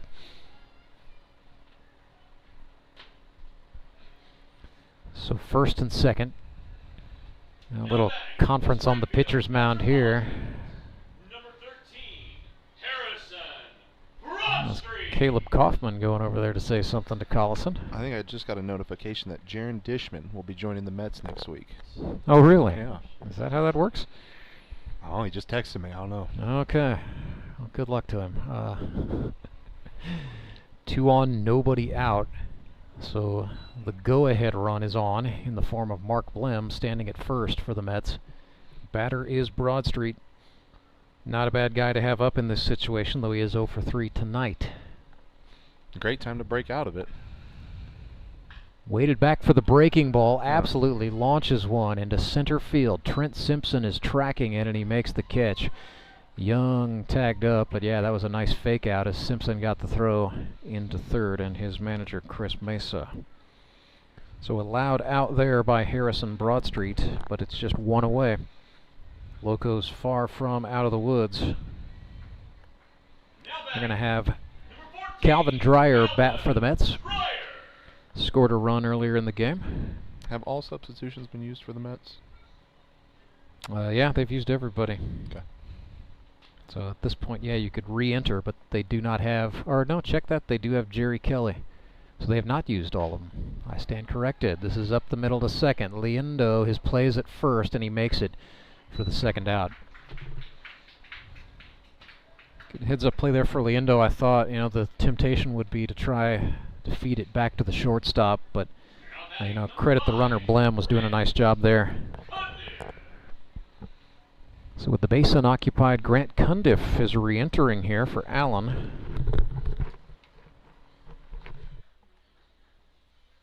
Chris Meza is going to go have a chat with Collison, so that will constitute a mound visit for sure. And it is 9:18, so yep, this is, Mets are down to their last out. It's official. I think if you're Cundiff here, you're looking for 1 pitch early in this count. Mm-hmm. You know, anything else after that, you're probably laying off. He's thrown a couple wild pitches, so, you know, in a pressure situation like this, you know, maybe a pass ball scores 1.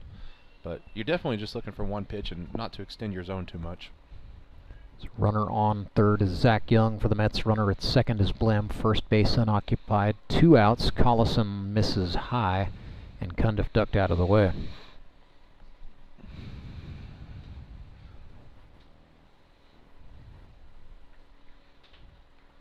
Grant Cundiff 1 for 2, single and a strikeout this evening. Collison came back at him with a fastball over the plate, and he swung on and fouled it off.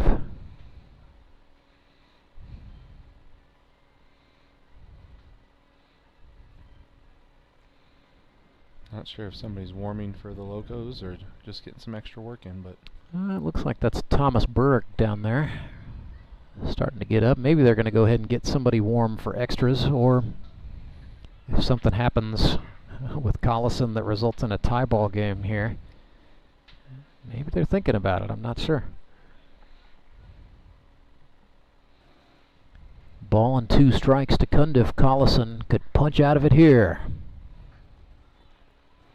Outside, 2-2. It's been that kind of night for pitchers trying to attack that outer half. Deuce is wild. 2 runners on. 6-5 ball game. Tyler Collison comes home. Swing and a miss. Fox corrals it. It's a dropped third strike. His throw on the money. And with that, the Republic Locos are going to win this thing 6-5.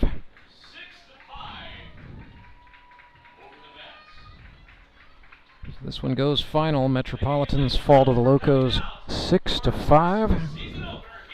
Got to figure out how to assign an Elite Promotions Elite Performer of the Game on this one. Oh, what the heck. Let's go